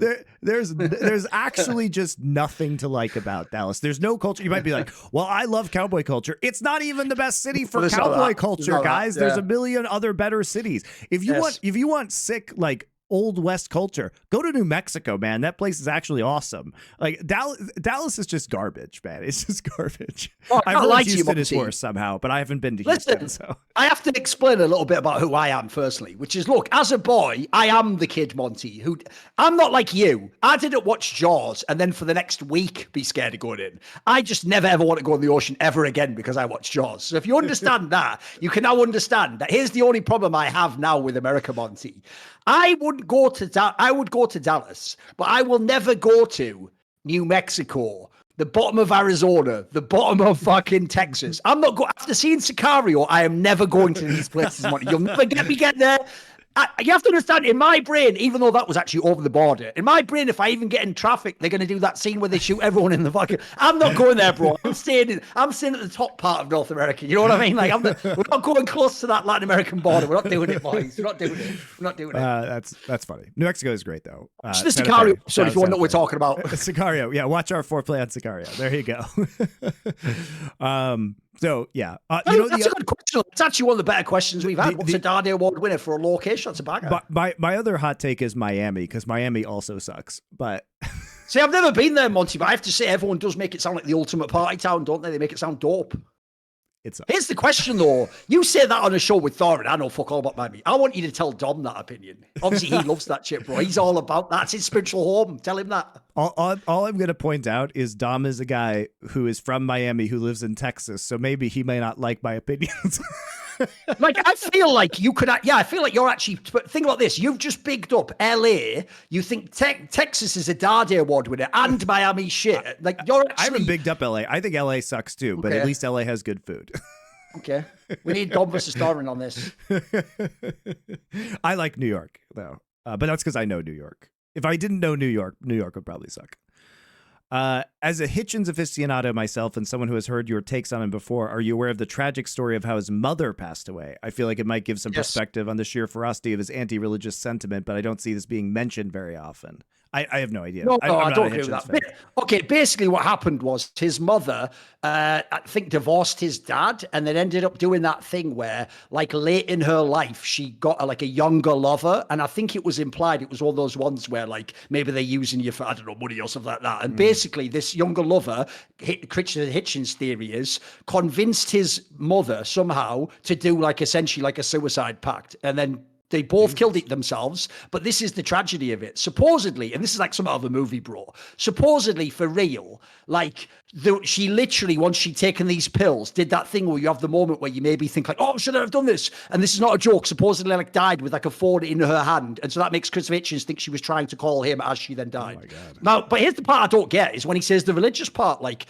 I literally, as far as I know in this story, the person wasn't like a religious figure and he'd like brainwashed you in a religion. So I feel like this person is trying to imply that like it's that whack thing of like, why would God let bad things happen to good people? It's like, I don't know, what would Christopher Hitchens' mother killing herself in some fucked up scenario have to do with religion? I don't get what the connection is really. So I was aware of that story and it is a horrible story, but I don't really know how that would affect him being anti-religious or whatever. So it's whatever. There's if anything, I'd say he's more anti-religious because he's more like he was in a philosophical, political space where that was the case. But if you don't know, he's a socialist. Like one of their base things typically is destroy religion and get rid of it. Yeah, of course. That's one of the planks. Yeah. There's a lot of discussion around individual GOAT candidates and ADC and support, but rarely about what the best bot duo is historically. That's a good one. That's a good question. I assume Guma Carry are in that conversation. Yeah, I think absolutely they are. Prey and Gorilla, probably like an all-time great duo in terms of synergy. Yeah, sure. I think it is a good question because you don't often hear that. By the way, since they just broke up now, I think Ruler Missing was pretty fucking dope too. They were awesome together, bro. They really worked well together. Yeah. What about who else should we pick? I mean, the original Deft Mako was pretty dope as well. Those were both two very good players that worked very well together. Who else are we picking? Mata Imp. There's an obvious one. Mata and Imp. Yep. They were straight fire mates. Yeah, very good in lane together. It's a good question.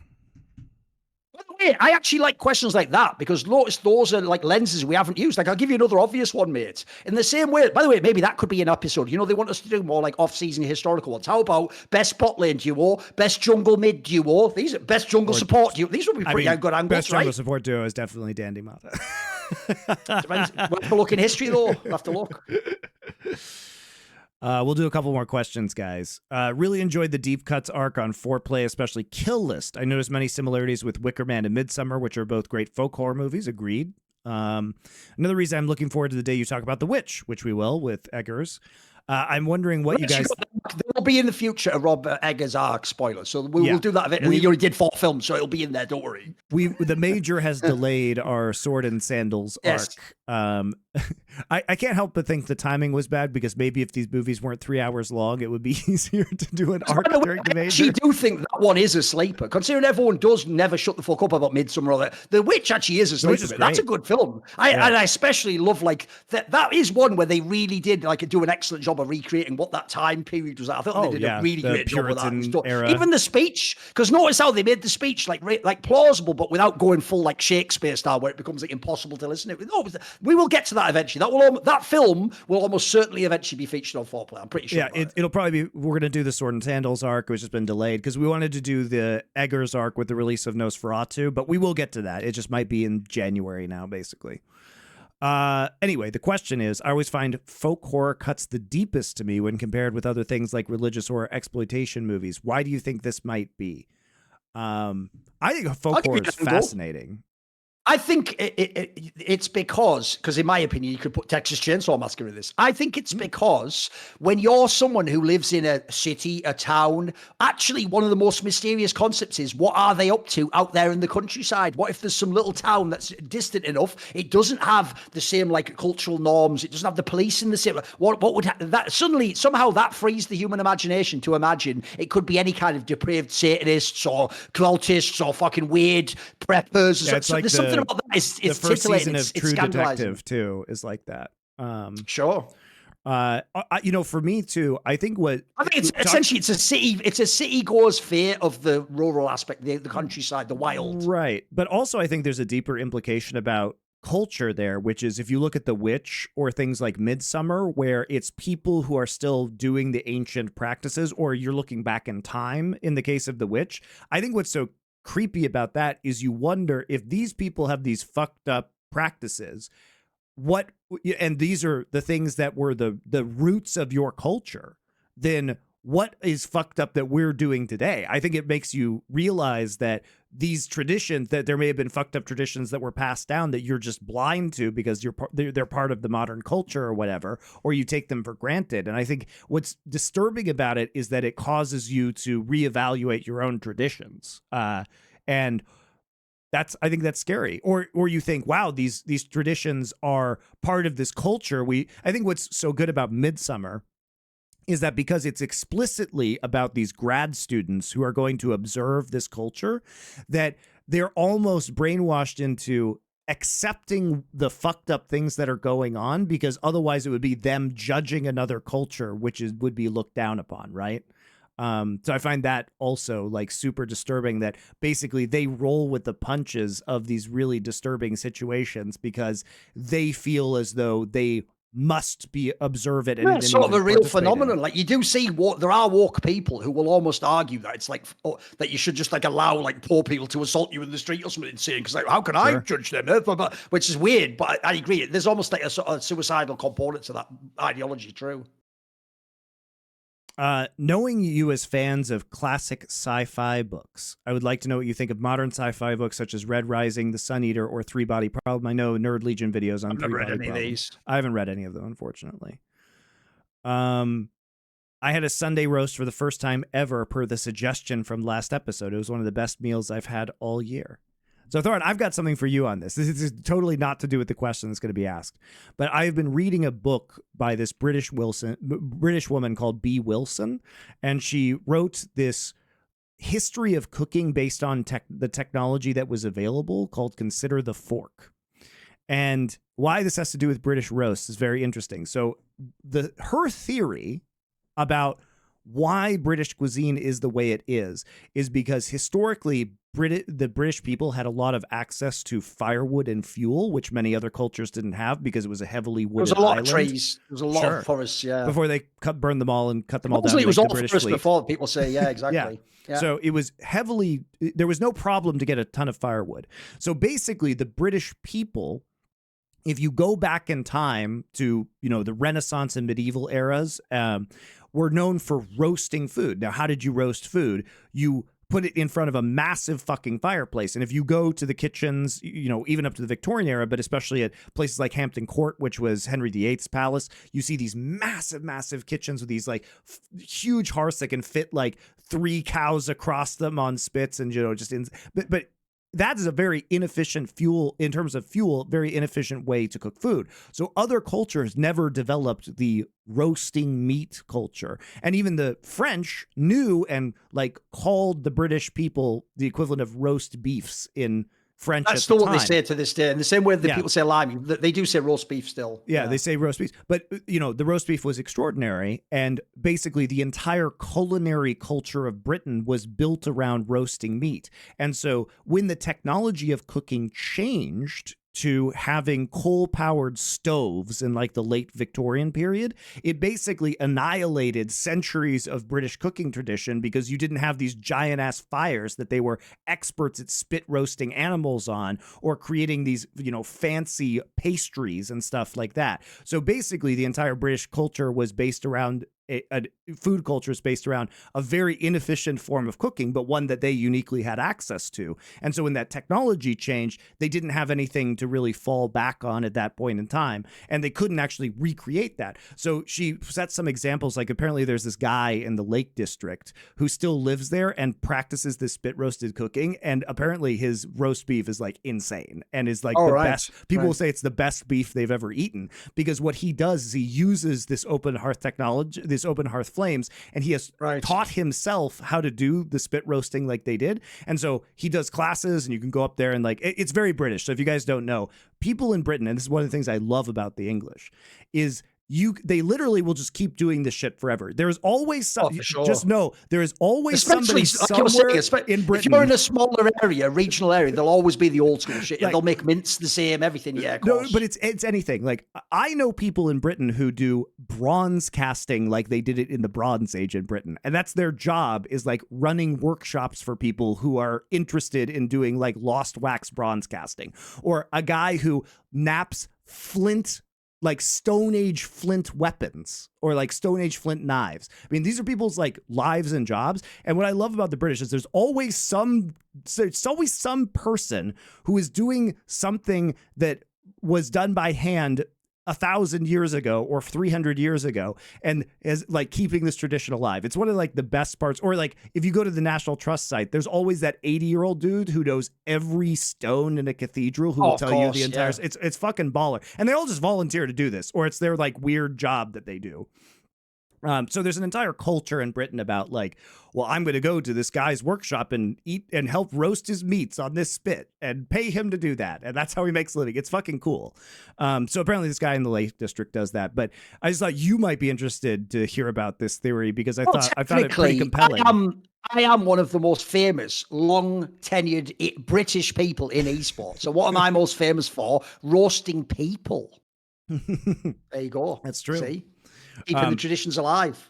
But to your point about the Sunday roast, that is like it was the traditional method of cooking in England, and part of the reason why British food probably fell off a cliff at some point in time was because the technology that was around cooking changed away from the historical area of expertise. Similar to that, you've even just made me realize a very obvious reason why there aren't famously around the world British restaurants that make the best British food. Because, for example, the roast is the best. It's the sine qua non of fucking British food. But if you think about it, that is the worst food to make in a restaurant because you'd have to know in advance, Monty. You'd have to know 3 hours before that the person's going to want it. You can't cook it in 20 minutes. Like, it takes hours to do. It would be a short amount of time. No, exactly. So if you don't know, for example, there's a place in the Netherlands that does a roast dinner that I sometimes go to, and you have to call up the day before and book in, otherwise they won't have it available. So you can't make it like you can a steak and some fries or something like you would in France or something like that. It's also very wasteful. Doesn't translate to, oh, it is. You think about how giant all the trimmings and shit. Famously, it's like, basically, if you guys don't get it, it's like Thanksgiving. You have all the leftovers and all the little bit extra and the fat and all that shit, which is great. But it's an endeavor you're undertaking. It's not just a meal at that point. Right. I mean, even in the States, when you want prime rib, a lot of the time for restaurants, you have to call it and put it on your reservation. So they know, because prime rib's very expensive. So they need to know how much to actually make and roast. And it does take 3 hours to roast a prime rib in the oven. Is it fucking delicious? Yes, it is. But anyway, I thought it was interesting because even doing it in an oven apparently is not the same as actually like slowly spit roasting it and turning that spit for hours and hours and hours in front of an actual fire with an expert who knows exactly the distance it needs to be or when the fire gets too cold. Like it's an entire insane expertise that you have to do this that was lost. But apparently can still make very delicious food if you are up on it. Anyway, the actual question here was not that. If they ever implement Fearless Draft for international events, we will all know Riot is griefing their own game. Yeah, we talked about this. They would just destroy the viewership. I don't know if that's true, but they will competitively grief it. Has there been anything in esports more mismanaged than LoL esports? Of course, man. Like, esports is rife with mismanagement. Esports is the history of mismanagement. No, but here's the thing. And the problem is, Monty, if we'd ask him for an isolated incident, there's worse ones. But I do think Riot collectively, for how long... Look, they're the GOATs. You've got to give it to them, Monty. They have consistently, year on year, stopped people making money in their games, fucked up the format in their games, done the tournament circuit wrong in their games, punished people in draconian ways. They actually... It's just their body of work. It is the greatest of all time. No one's close. In isolated instances, plenty of fuck-ups, of course, but I mean, Riot just consistently does shit wrong. That's what's amazing. There were many egregious fuck-ups, but the thing is, Riot, with the success of the game relative to what they did in esports, it is a giant L that they have taken. Giant L. Because what it could have been was fucking incredible. The worst thing always is people only see what is and don't think of what could have been. Riot Games are the only company I'm aware of could actually have taken esports like 10 times bigger, Monty. Think about it. I always say this to this day. It's the only major esport ever that got the whole world to play it. The whole world, both professionally and publicly and casually, play this game. And you took that, and what did you do? You were just like the best in a small pond with games that didn't have the whole world. Essentially, here's the success. It's not that League was what it could have been. It was just better than CS. Well, there you go. That's all you did. What did you do with the whole world playing it? Make the fewest international events of any esport. Just fucking tragic, man. That is crazy, isn't it? I know. It's just fucking tragic. All right, I'm going to do a couple more questions because I got to go, unfortunately. So sorry we didn't get to all of them this week. This is an interesting question that I think would pop up for both of us. How were your personal experiences working on projects that were directed/produced by Corey Dunn? I mainly know him from the Call of Duty side and would love to know how he's in the past with Counter-Strike in the Overwatch League.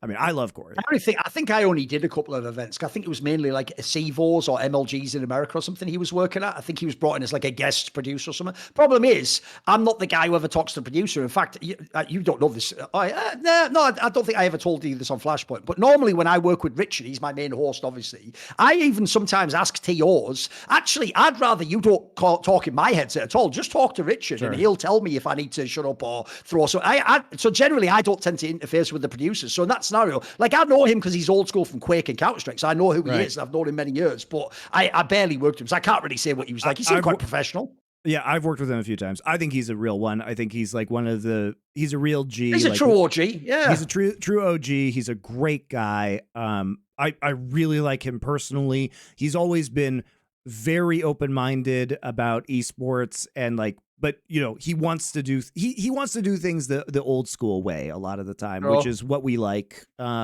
So I love him. He's awesome. I think he's one of my favorite people I've met in esports. So I think very highly of him. Super professional, super good at his job. Not spewing a bunch of bullshit. Smart guy. I'll put this one out there because I think this is a good idea. Off-season content idea: MVP and first All-Pro team of each year of LoL history. Would be very interesting how many years Faker, Rookie, and Chovy get the nod for first All-Pro mid laner. Yep. That's a great. Because by the way, the reason why I also love that is secretly that will actually allow me to enforce a bunch of what I think about history onto you. So spoiler, there'll be loads of years, by the way, where Chovy and Rookie are and then Faker isn't. It's going to look really bad for you Faker fans because you all think he's going to be in there like 11 years in a row. Spoiler, he's going to be in there like 2 or 3 times. Like it's not going to be as many as you think, I'm telling you. He's probably in there. He's in there 2013, 14, 15. I don't know about 2014. 2014 could have been... Someone who else would that be? I'd probably be like, probably Dade. You're right. That's probably fair. But he'd be in 2015, 2016, I mean, look, even in the year they lost, he dragged them to the finals in 2017. So I think like even 2017, he's probably way up there. But after that, I think that's what you're not going to like it. We'll see. We'll see on that one. That's a good idea. Write it down. We'll do it. Yeah, we can think about that one. All right, guys, I gotta go. It's been also 3 hours and whatever minutes at this point in time. So as usual, be operating during the off season. Probably have some guests coming up as well. Buy that shirt if you like nice shirts and us, why not buy that Into the AM shirt we mentioned earlier? There you go. Here it is. intotheam.com/LFN-T. Again, they have their Cyber Monday sale up to 70% off everything. Plus, you get additional 10% with the code LFN. So now is a great time. Buy some. Also, technically, if you look closely, Monty's also referencing that meme from about 8 years ago of that like Arnold fist where you like. So he's doing it there. He's doing that. You know that like meme of like I'm angry. Arnold one. There you go. And it was very cold in Korea when I took this picture, but we wanted to have a nice picture outside, so I was cold. This, like the shirt itself, it was cold. I should have been wearing a jacket. Anyway, thanks guys. Appreciate you. We will be back, of course, same time next week. See you then.